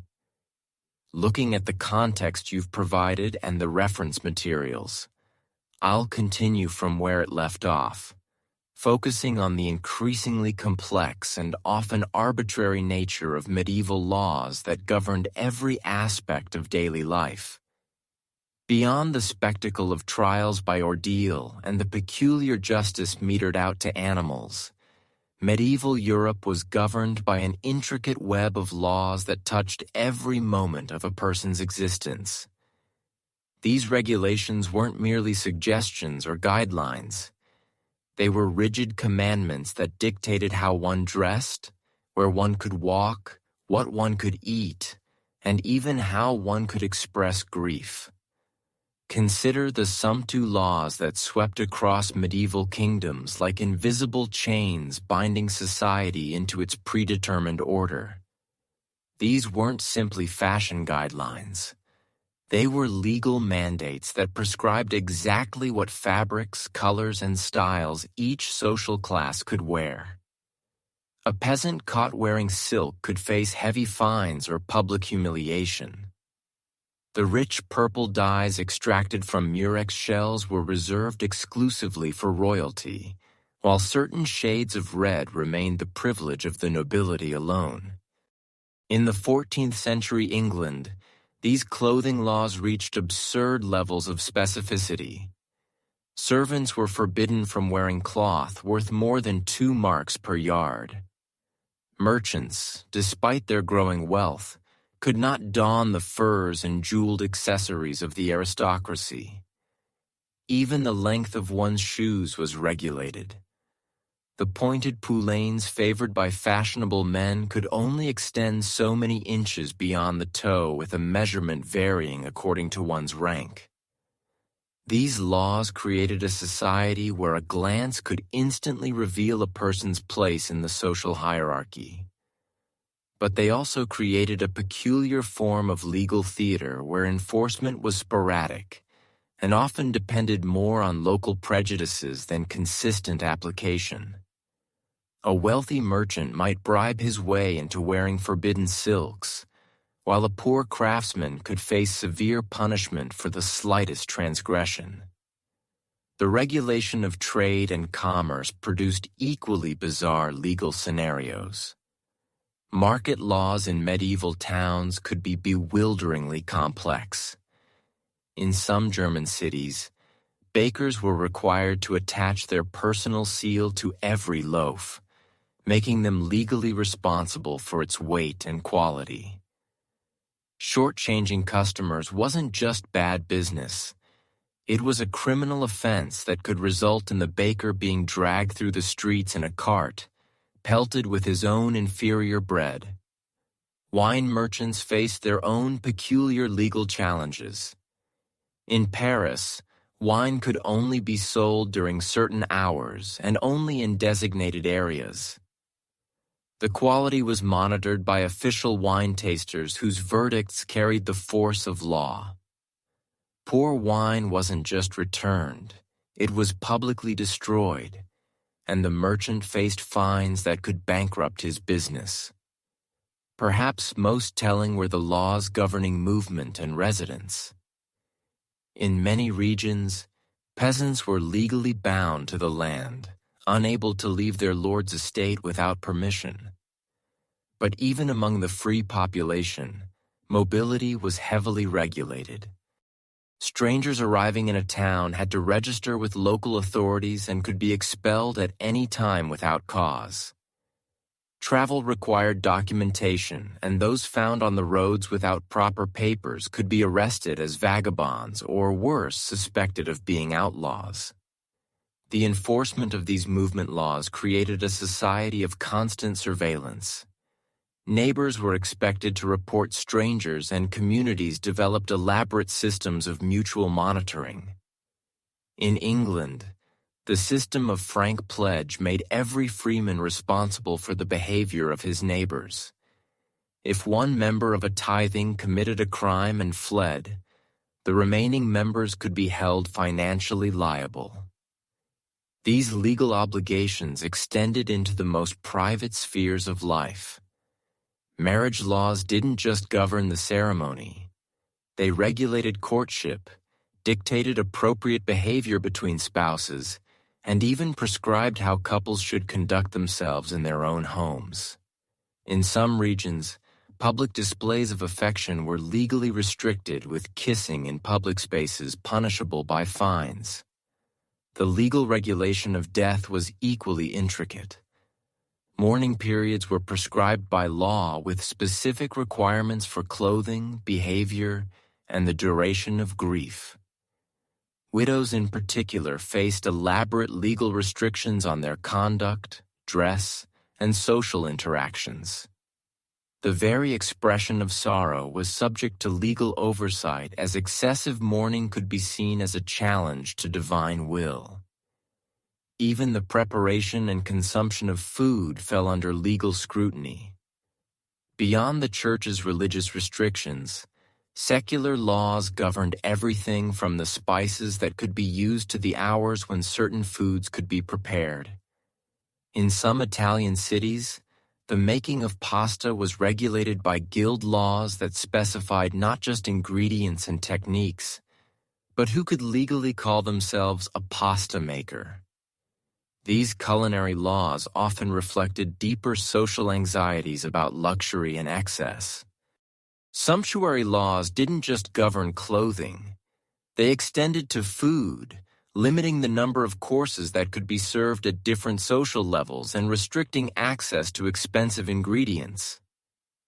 A merchant's feast, no matter how wealthy he had become, could not legally match the extravagance of a noble's table. The arbitrariness of these laws was often their most striking feature. Local customs could override royal decrees, creating a patchwork of regulations that varied from town to town. What was legal in one jurisdiction could be a serious crime just a few miles away. Travelers had to navigate not just physical dangers, but legal minefields where ignorance of local customs provided no protection from punishment. This legal complexity created opportunities for both corruption and creativity. Wealthy individuals learned to manipulate the system, using their resources to obtain exemptions or to ensure favorable interpretations of ambiguous laws. The poor, lacking such options, often found themselves trapped by regulations they barely understood, facing punishments that seemed to bear no relation to their supposed crimes. The medieval legal system's obsession with precedent and tradition meant that even obviously outdated laws remained in force for centuries. Ancient regulations governing long-vanished trades or addressing long-resolved conflicts continued to be enforced simply because they existed. This created a legal landscape where the past held tyrannical power over the present, where the dead hand of tradition could reach across centuries to punish the living. Yet perhaps the most remarkable aspect of these strange laws was how they shaped the medieval mind itself. Living under such constant legal scrutiny, medieval people developed an acute awareness of hierarchy, status, and proper behavior. The law wasn't just something that governed exceptional circumstances. It was a constant presence that shaped daily decisions and social interactions. This legal omnipresence created a society where rebellion took subtle forms. People learned to navigate the system through careful compliance, creative interpretation, and occasional calculated defiance. They developed elaborate social codes that allowed them to express individuality within rigid constraints, finding freedom in the spaces between the laws rather than in their absence. As we drift deeper into sleep, we can almost hear the distant echo of medieval life, the rustle of regulated garments, the measured steps of citizens carefully observing movement restrictions, the whispered consultations about which laws applied where. It was a world where the simple act of existing required constant legal navigation, where every choice carried potential consequences, and where the strange machinery of medieval justice ground on, shaping lives in ways both profound and absurd. These strange laws remind us that the past is indeed a foreign country, one where the rules that govern daily life seem almost incomprehensible to modern minds. Yet in their very strangeness, they reveal something essential about the medieval world. Its desperate attempt to create order through regulation, to maintain stability through control, and to preserve hierarchy through the minute management of human behavior. Sleep well, knowing that in our modern world, we no longer face imprisonment for wearing the wrong color or eating forbidden foods at the wrong hour. The strange laws of medieval Europe have faded into history, leaving us free to dream of simpler times when justice, however peculiar, was at least predictable in its very unpredictability. Looking at the script summary you've provided, here's Part 9 of The Strange Laws of Medieval Europe. History for Sleep. In the darkening twilight of medieval Europe, when the church bells had ceased their evening toll and the last merchants had shuttered their stalls, another set of laws came into effect. These were the laws of the night, stranger and more severe than anything the daylight hours could conjure. As we settle deeper into our exploration of medieval jurisprudence, let us examine how darkness itself became a legal entity. transforming ordinary citizens into potential criminals simply by virtue of being awake when the sun had set. The concept of curfew, from the French couvre-feu meaning cover fire, was far more than a simple instruction to bank one's hearth. It was a comprehensive legal framework that governed every aspect of nocturnal life.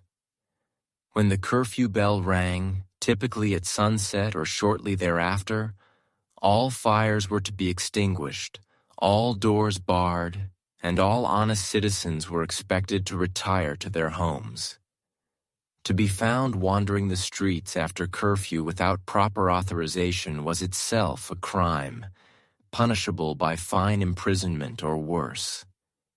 Yet the definition of proper authorization varied wildly from place to place, creating a labyrinthine system of nocturnal permissions that could trap the unwary. In London, a citizen might carry a lantern as proof of legitimate business. But in Paris, the same lantern could be viewed with suspicion, as only thieves and cutthroats had need of artificial light in the honest darkness.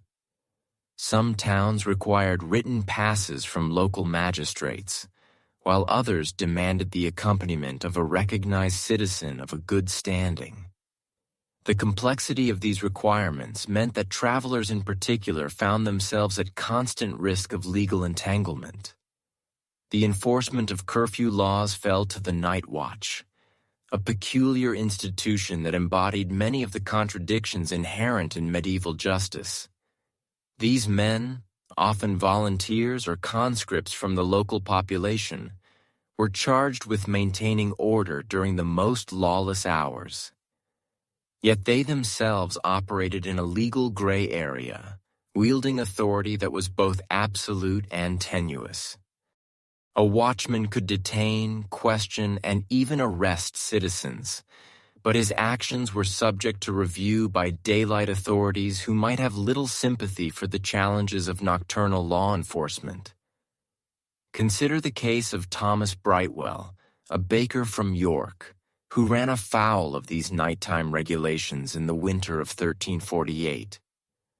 Thomas had risen before dawn, as was his custom, to begin preparing the day's bread. The ovens needed time to heat, and the dough required hours of careful attention. Yet, when he stepped outside to gather wood for his fires, he was immediately seized by the night watch, who accused him of violating curfew. Despite his protests that he was engaged in legitimate trade, Thomas found himself dragged before the bailiff at first light. The bailiff faced a dilemma that perfectly illustrated the absurdities of medieval law. On one hand, Thomas had clearly violated the letter of the curfew ordinance by being abroad before dawn. On the other hand, his profession required him to begin work while darkness still reigned, and the town depended on his bread for daily sustenance. The solution, typical of medieval jurisprudence, was both ingenious and bizarre. Thomas was fined for his violation, but granted a special license to be abroad before dawn, provided he carried a blessed candle from the church and recited 3 Hail Marys if challenged by the watch. This case reveals another peculiar aspect of medieval law, the belief that legal violations could be ameliorated through religious observance. Many nocturnal ordinances included provisions for spiritual remediation, as if the act of prayer could somehow neutralize the legal contamination of being abroad after dark. Pilgrims, for instance, were often granted immunity from curfew laws, not because their travel served any practical purpose, but because their spiritual mission was deemed to purify their nocturnal wanderings. The gendered nature of nighttime laws created additional layers of complexity and injustice.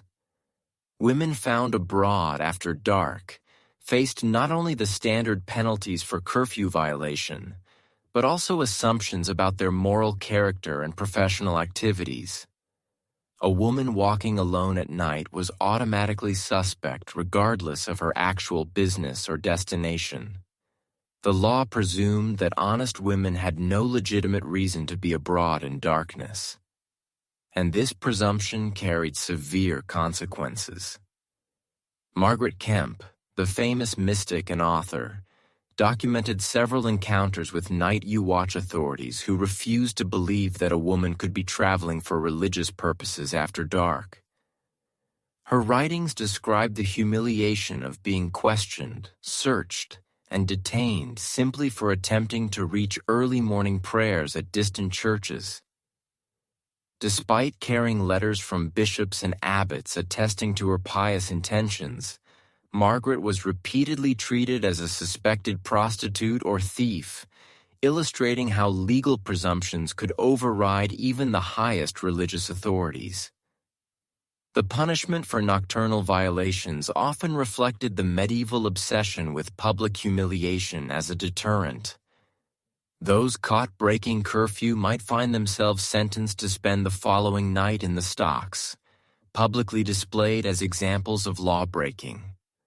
Others were required to carry lanterns through the town for a specified period, essentially marking themselves as former curfew violators. These penalties served the dual purpose of punishment and advertisement, warning other citizens of the consequences of nocturnal transgression. Yet perhaps the strangest aspect of nighttime law was its interaction with the medieval understanding of time itself. Without reliable clocks, the precise moment when curfew began was often a matter of dispute. Different authorities might use different markers. The ringing of church bells, the position of stars, or simply the subjective judgment of the watch. This temporal ambiguity created endless opportunities for legal challenges and appeals, as defendants argued that they had been arrested before curfew officially began, or that the timing of the curfew bell had been irregular. The town of Canterbury developed an elaborate system to address these temporal disputes, employing an official timekeeper whose sole responsibility was to ring the curfew bell at the precise moment when day became night. This position, known as the bellman of hours, was considered so crucial to the administration of justice that the holder was exempt from taxation and granted a house near the cathedral. Yet even this innovation failed to eliminate controversy as debates raged about whether the curfew began when the bells started ringing or when it finished, and whether a particularly long or short series of chimes could affect the legal validity of subsequent arrests. The intersection of curfew law with the medieval guild system created additional complications that seem almost satirical in their complexity. Different trades were granted different exemptions and restrictions based on arcane calculations of social utility and moral worth. Physicians were generally permitted to travel at night, but only when summoned to attend the sick, and only if they carried specific tokens proving their professional status. Midwives enjoyed similar privileges but faced strict requirements about the routes they could take and the companions they could bring. Brewers and bakers, whose work often required nocturnal activity, found themselves in a constant state of legal uncertainty. While their trades were essential to community welfare, their night work was viewed with suspicion by authorities who associated darkness with moral corruption. The solution was typically a complex system of licenses, bonds, and surveillance that transformed honest tradesmen into quasi-criminals requiring constant legal supervision. The enforcement of these nighttime regulations revealed the deep social tensions underlying medieval society. The night watch, drawn primarily from the middling classes, often found themselves policing their social superiors and inferiors with equal rigor.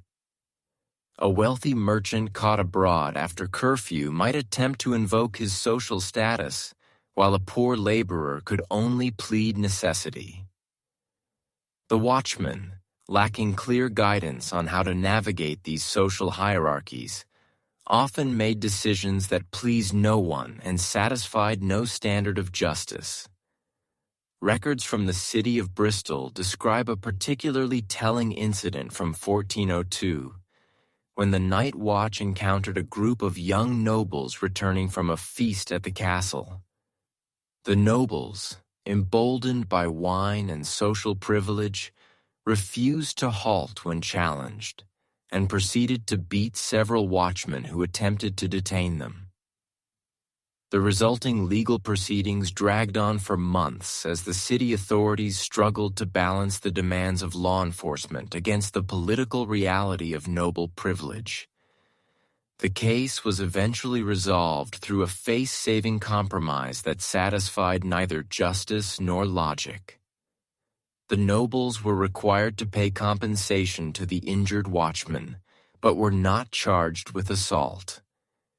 Instead, they were found guilty of the lesser offense of disturbing the peace of the night, which carried a fine but no imprisonment. The watchmen, meanwhile, were censured for excessive zeal in attempting to detain their social superiors, effectively criminalizing them for doing their appointed duty. This incident illustrates how medieval law often functioned not as an impartial system of justice, but as a complex negotiation between competing social and political forces.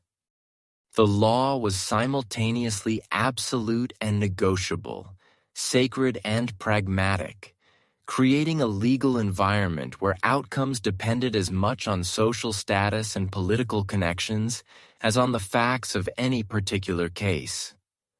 The religious dimensions of nighttime law added yet another layer of complexity to an already convoluted system. The Catholic Church maintained that darkness was the domain of evil spirits and demonic forces, making nocturnal activity inherently suspect from a theological perspective. This belief influenced secular law, creating penalties that were both legal and spiritual in nature. Those caught abroad after dark might find themselves sentenced not only to fines or imprisonment, but also to specific forms of penance designed to cleanse them of spiritual contamination. The monastery of St. Alberns developed an elaborate ritual for dealing with curfew violators, who claimed religious motivation for their nocturnal wanderings. Such individuals were required to spend 3 nights in the monastery's chapel, maintaining a vigil while reciting prescribed prayers. Only after completing this spiritual cleansing could they return to normal legal status. This practice reflected the medieval belief that law and religion were inseparable, and that legal violations carried spiritual consequences requiring religious remediation. As winter deepened and the hours of darkness stretched longer, the burden of curfew laws became increasingly onerous for ordinary citizens. The simple tasks of daily life, from drawing water to tending animals, became potential crimes when performed in darkness. Yet the alternative, attempting to complete all necessary tasks during the brief daylight hours, was often impossible for working people whose livelihoods depended on early starts and late finishes. The legal system's response to this practical reality was typically medieval in its combination of rigidity and arbitrary flexibility. Rather than reforming the laws to reflect actual human needs, authorities created an ever-expanding system of exceptions, exemptions, and special cases. Each exception required its own documentation, its own procedures, and its own enforcement mechanisms, creating a bureaucratic labyrinth that was often more burdensome than the original regulations. These nighttime laws reveal, perhaps more clearly than any other aspect of medieval jurisprudence, the fundamental disconnect between legal theory and lived reality. The lawmakers, typically drawn from the clerical and noble classes, created regulations based on idealized notions of how society should function, with little regard for the practical necessities of daily life. The result was a legal system that criminalized normal human behavior while failing to address the genuine problems it was ostensibly designed to solve. Yet for all their absurdity and injustice, these nocturnal regulations served important functions in medieval society. They provided a framework for social control that extended the reach of authority beyond the daylight hours. They reinforced social hierarchies by creating different rules for different classes. And they offered a sense of security to citizens who feared the genuine dangers that darkness could conceal. As we drift towards sleep ourselves, we might reflect on how these ancient laws of darkness continue to echo in our own legal systems. The assumption that honest citizens have no business abroad at certain hours. The belief that darkness itself is somehow morally corrupting. The use of time-based restrictions to control behavior. All these medieval concepts persist in various forms in contemporary law. The next time you venture out after dark, consider the invisible legal framework that governs your movement. The streetlights that illuminate your path, the laws that protect your right to travel freely, the absence of arbitrary curfews and religious tests, all represent hard-won victories over the kind of nighttime tyranny that once gripped medieval Europe. In the soft embrace of evening, we can appreciate how far we have traveled from those dark ages when the setting sun brought not rest, but the heavy hand of medieval law. Looking at the extensive material you've provided on medieval European laws and the reference videos, I'll craft part 10 that continues the narrative while maintaining the soothing, sleep-focused tone. Here's the script. In the midst of all this legal chaos and social upheaval, one might wonder how ordinary people found any semblance of order in their daily lives. The answer lay not in the grand pronouncements of kings or the elaborate rituals of courts, but in the quiet, persistent traditions that governed the most intimate aspects of medieval existence: marriage, family, and inheritance. These were the pillars upon which medieval society truly rested. Yet even here, the strange laws of Europe cast their peculiar shadows. Marriage in medieval times was far from the romantic ideal we might imagine today. It was a legal contract often arranged by families and governed by a bewildering array of rules that varied not just from kingdom to kingdom, but from village to village.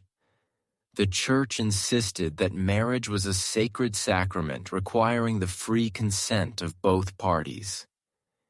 Yet this noble principle was constantly undermined by the harsh realities of medieval life.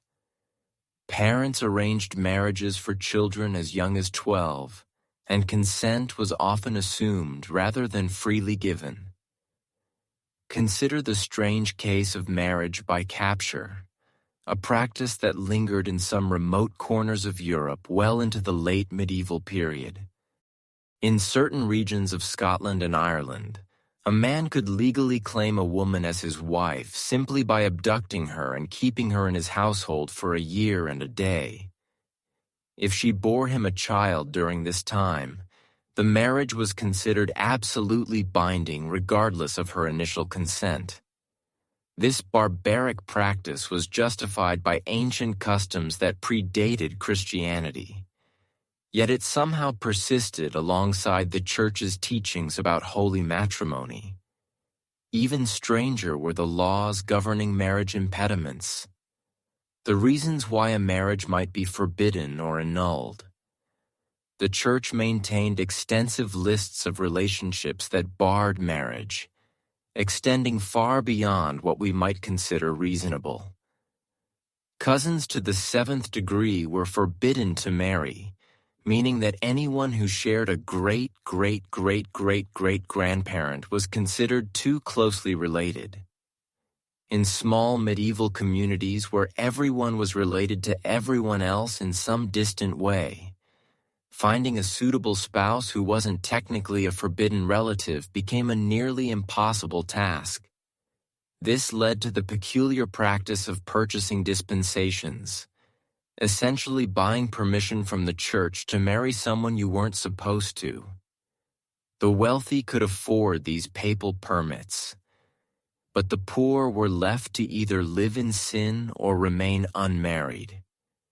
It created a system where the fundamental human right to marry was determined not by love or compatibility, but by one's ability to navigate complex genealogies and pay ecclesiastical fees. The laws of inheritance were equally bizarre and often contradictory. In most of Europe, the principle of primogeniture meant that the eldest son inherited everything, leaving younger sons to fend for themselves. This created a class of landless nobles who often turned to warfare or the church for survival. But the rules were never quite so simple. In some regions, inheritance was divided equally among all children. In others, daughters could inherit if there were no sons, and in a few places, the youngest son inherited everything based on the theory that older sons would have already been provided for. England's laws of inheritance included the notorious concept of bastardy, which created elaborate legal fiction around illegitimate children. A child born out of wedlock could never inherit even if the parents later married. But there were exceptions and loopholes that kept lawyers busy for centuries. If parents married after a child's birth, and if the father formally acknowledged the child before witnesses, and if no legitimate heirs existed, then perhaps, just perhaps, the bastard might inherit something. These complex rules led to countless disputes and endless litigation. Women faced particular challenges under medieval inheritance law. Upon marriage, a woman's property typically passed to her husband's control under the legal principle known as cover. She essentially ceased to exist as a separate legal entity, becoming what the law termed a femme covert, a covered woman hidden under her husband's legal identity. Her property, her debts, even her crimes became his responsibility. She could not make contracts, file lawsuits, or write a will without his permission.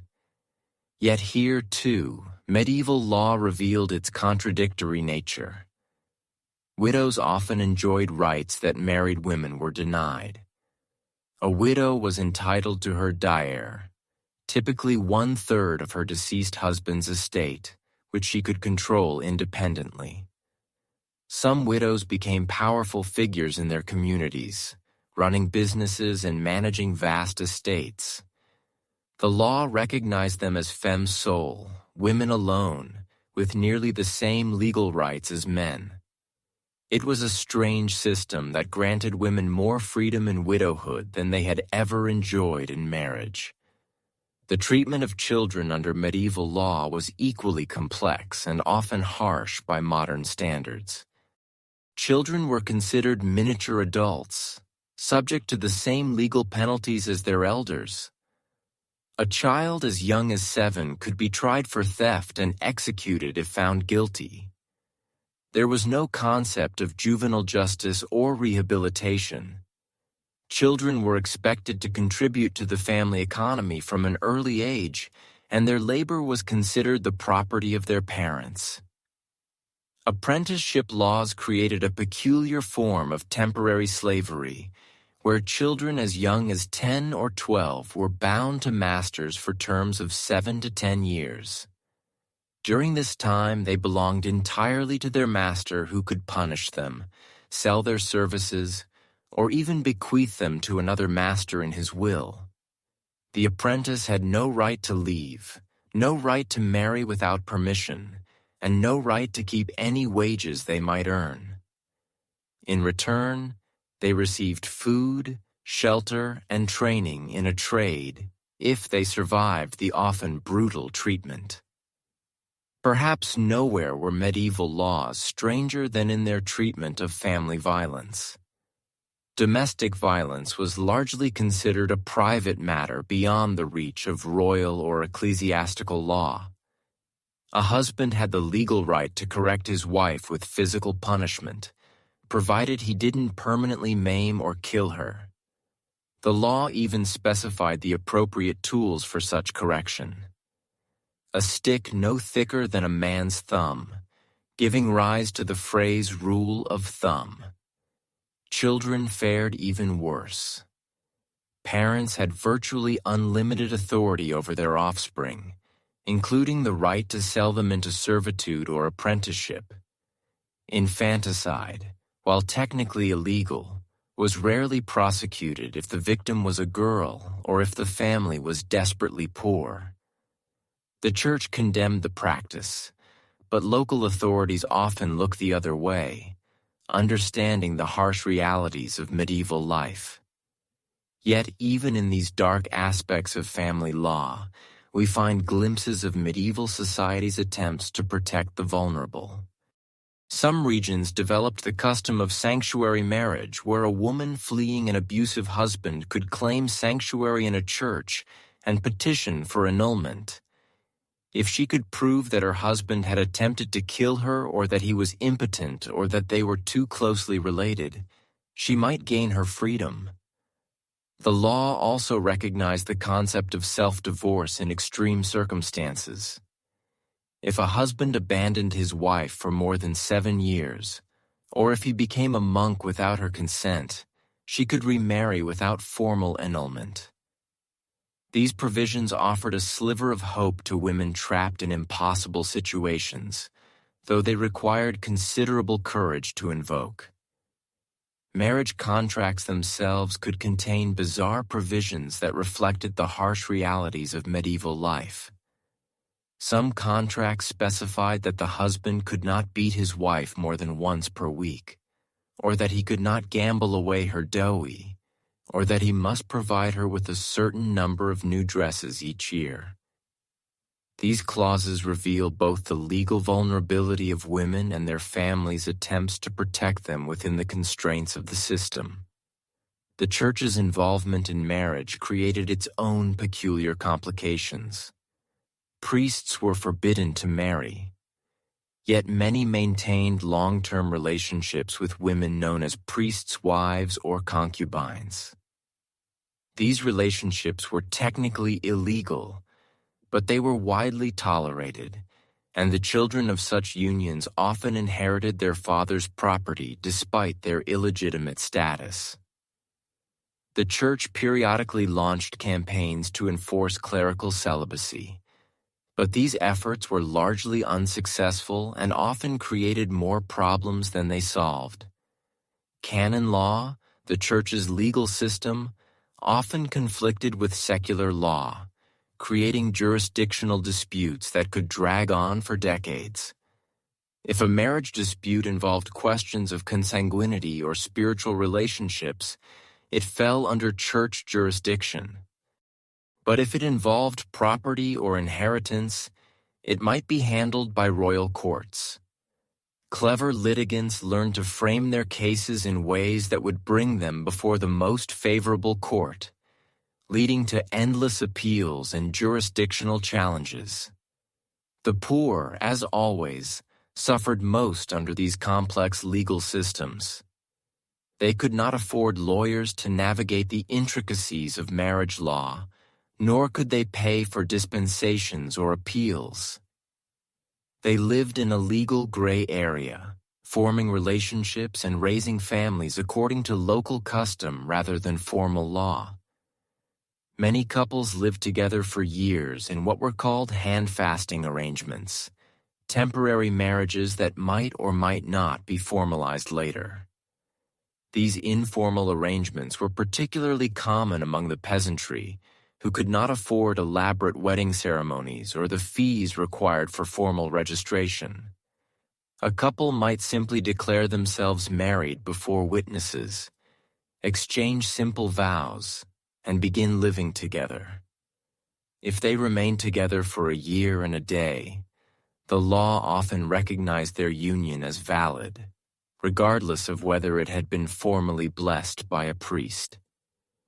As we drift deeper into the gentle embrace of sleep, let us reflect on these medieval attempts to regulate the most fundamental human relationships.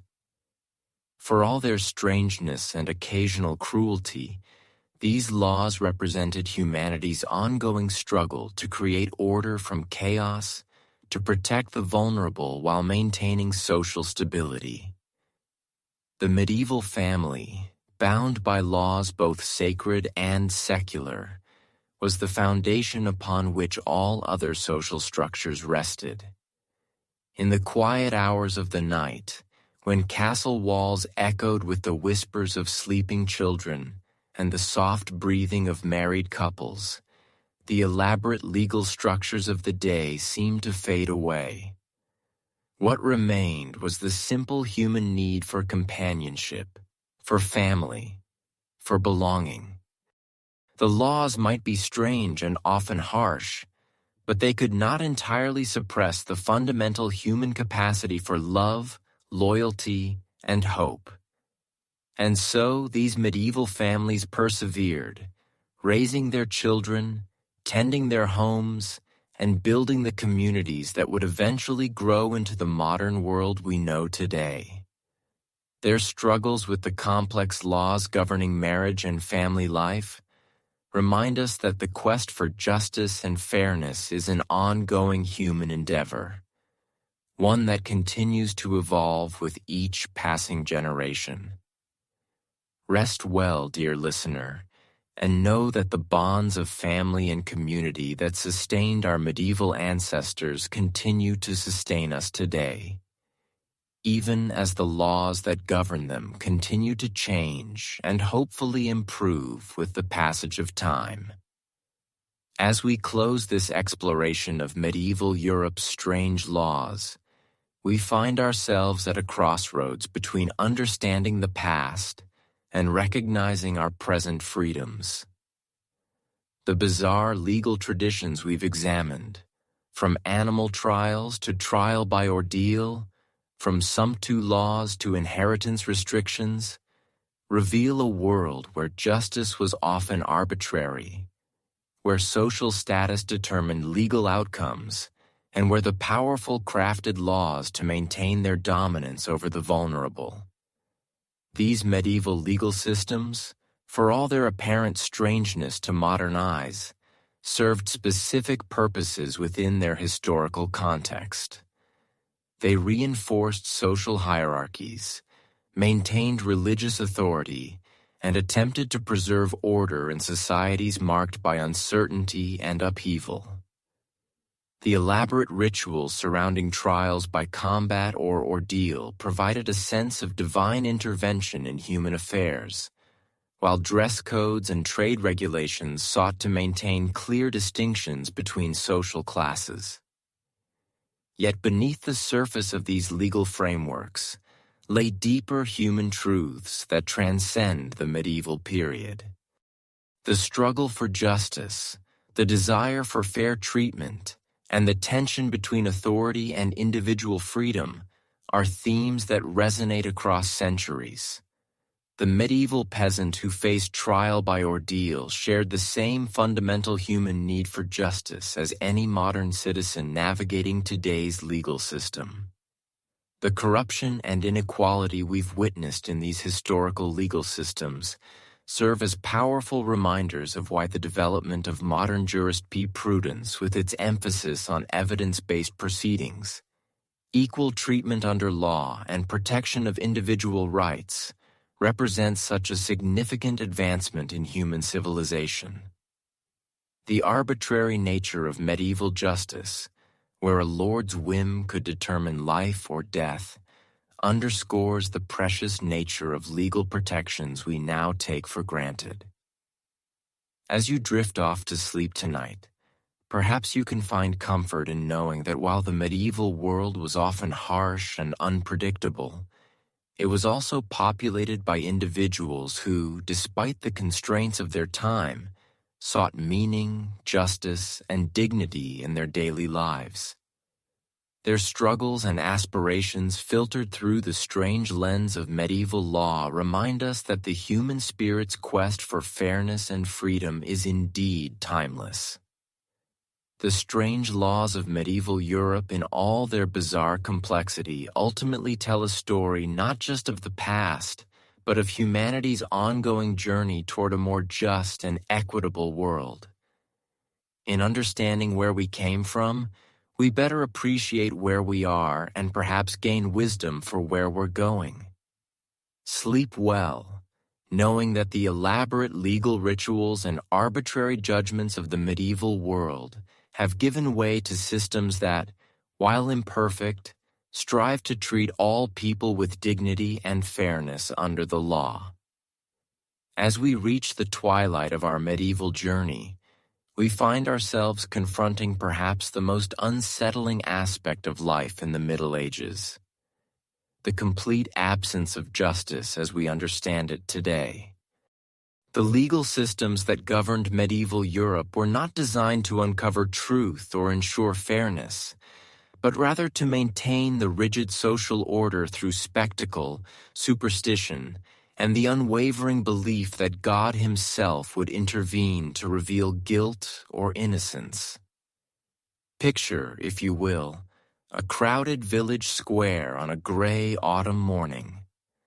The air is thick with tension as townspeople gather around a large wooden tub filled with murky water. At the center of this grim theater stands a trembling woman accused of poisoning her neighbor's well. Her fate will not be decided by evidence or testimony, but by whether she sinks or floats when bound and thrown into the water. This is trial by ordeal, and it represents the medieval mind's complete faith that divine justice would manifest through physical tests that we now recognize as nothing more than torture. The logic, such as it was, seemed unassailable to medieval thinkers. If God was all-knowing and all-powerful, surely He would not allow an innocent person to suffer unjustly.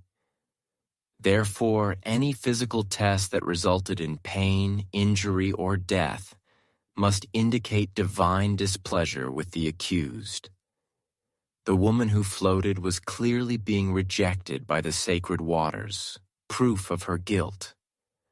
The woman who sank, gasping and drowning, was being embraced by God's creation, evidence of her innocence. That she might die in the process of being proven innocent was merely an unfortunate side effect of divine justice. Trial by hot iron was equally barbaric in its simplicity. The accused would be forced to carry a red-hot iron bar for a prescribed distance, typically 9 paces. Their hand would then be bound and examined 3 days later. If the wound was healing cleanly, they were innocent. If it showed signs of infection or putrefaction, they were guilty. Of course, in an age without antiseptics or proper wound care, infection was almost inevitable, making this ordeal essentially a death sentence with extra steps. But perhaps no form of medieval justice was more revealing of the era's twisted priorities than trial by combat. When disputes arose between nobles or when a serious crime demanded resolution, the matter could be settled through armed combat between the accuser and the accused. The theory was that God would grant victory to the righteous party, ensuring that justice prevailed through strength of arms rather than strength of evidence. Imagine the absurdity of this system applied to modern crimes. A man accused of theft challenging his accuser to a duel with swords with the assumption that whoever survived must be telling the truth. Yet this was considered not only acceptable but divinely ordained in medieval society. The wealthy could hire professional champions to fight on their behalf while the poor faced combat themselves, or were forced to accept guilt rather than risk death in the lists. The case of Robert de Montfort illustrates the grim reality of trial by combat. In 1203, Robert was accused of murdering his business partner in a dispute over wool trading profits.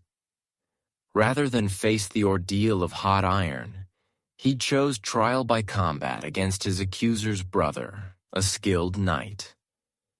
The combat took place at dawn in a field outside York, with the local lord presiding over the proceedings. Robert, a merchant with little training in warfare, was quickly overwhelmed by his opponent's superior skill and equipment. As he lay dying in the mud, his blood seeping into the earth, the assembled crowd nodded in satisfaction. God had spoken and justice had been served. What makes these primitive legal systems even more disturbing is how they reinforced the brutal inequalities of medieval society. The wealthy could afford to hire champions or bribe officials. They had access to better equipment, training, and medical care that might help them survive, or the poor face these trials with nothing but their failing bodies and desperate prayers. Consider the plight of Elena, a peasant woman accused of stealing grain from her lord's storehouse during a particularly harsh winter. Unable to afford a champion and too weak from malnutrition to survive trial by combat, she was subjected to trial by water. As the rough hemp rope cut into her wrists and ankles, as the freezing water closed over her head, Elena must have wondered what kind of God would design a system of justice that punished the innocent and rewarded the strong. The corruption inherent in these systems was breathtaking in its scope.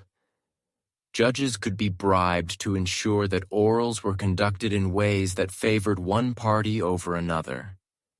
The temperature of the iron could be adjusted, the depth of the water altered, the rules of combat modified to give advantage to the highest bidder. What was presented as divine will was often nothing more than human greed and manipulation, dressed up in religious clothing. Even when these trials were conducted with scrupulous attention to procedure, they remained fundamentally unjust. The underlying assumption that God would intervene in human affairs to reveal truth through physical suffering was not only theologically questionable but practically absurd. Yet this assumption formed the bedrock of medieval legal thinking, creating a system where innocence was no protection against punishment and guilt could be hidden behind strength or wealth. The psychological impact of living under such a system cannot be overstated. Imagine the terror of knowing that a false accusation could lead to your death. Not through any careful examination of facts, but through your ability to survive torture or defeat an armed opponent. The very randomness of these trials must have created a pervasive atmosphere of fear and helplessness among the common people. Women face particular disadvantages under these systems. In trial by combat, they were often required to find male champions to fight on their behalf, making their fate dependent on the skill and loyalty of others. In trials by ordeal, their generally smaller stature and weaker constitution made survival less likely. The medieval legal system was designed by men for men with little consideration for how its mechanisms might affect those already marginalized by society. The Church played a central role in legitimizing these barbaric practices. Priests would bless the instruments of ordeal, pray over the combatants, and interpret the results as manifestations of divine will. This religious sanction gave these trials an aura of sacred authority that made questioning them tantamount to questioning God Himself. The very institutions that claim to represent mercy and compassion became the architects of a system that celebrated suffering and embraced brutality. Children were not exempt from this twisted justice. Young people accused of crimes might face modified orals supposedly appropriate to their age, but the underlying principle remained the same. Divine judgment through physical suffering was considered suitable for all members of society, regardless of their capacity to understand or defend themselves. The records that survive from medieval courts paint a picture of casual cruelty that is difficult to comprehend. Judges who ordered brutal punishments with the same detachment they might show when deciding what to have for dinner. Crowds who gathered to watch orals as entertainment. Cheering when the accused survived and jeering when they didn't. A society that had convinced itself that torture was not only acceptable, but necessary for the proper functioning of justice. Perhaps most disturbing of all was the way these systems crushed any possibility of redemption or rehabilitation. There was no concept of proportional punishment, no recognition that people might change or grow from their mistakes. The medieval legal system was interested only in punishment and spectacle, in maintaining order through fear rather than fostering genuine justice or social healing. The wealthy, of course, had ways to avoid these harsh realities. They could pay fines instead of facing orals, hire skilled lawyers to navigate legal technicalities, or simply use their influence to ensure that accusations never reached the point of formal trial. The medieval legal system was designed to terrorize the poor while protecting the privileged, creating a two-tiered system of justice that bore no resemblance to fairness or equity. As we reflect on these dark chapters of legal history, it becomes clear that the medieval approach to justice was symptomatic of a broader failure of imagination and compassion. A society that could convince itself that drowning innocent people was an acceptable way to determine guilt was a society that had lost touch with basic human dignity and rational thought. The legacy of these primitive legal systems extended far beyond the Middle Ages, influencing legal thinking and practice for centuries to come.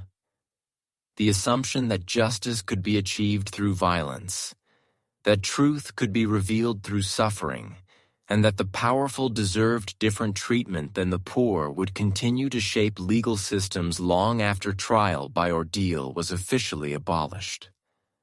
Today, as we enjoy the protections of due process, the presumption of innocence, and the right to legal representation, it is worth remembering the countless individuals who suffered and died under medieval justice. Their pain was not meaningless if it serves to remind us of the precious nature of the legal protections we now take for granted, and the constant vigilance required to ensure that justice serves all members of society equally. The medieval legal system stands as a monument to human cruelty and irrationality, a reminder of how easily societies can convince themselves that barbarism is righteousness, and that the will of God can be found in the screams of the innocent. In remembering these dark truths, we honor not only those who suffered, but also our own commitment to building a more just and compassionate world. And so, as the last echoes of medieval brutality fade into the gentle embrace of sleep, let us carry with us both the horror of what was and the hope of what might be. For in understanding the depths to which human societies can sink, we better appreciate the heights to which they might rise, and the endless work required to bend the arc of history toward justice.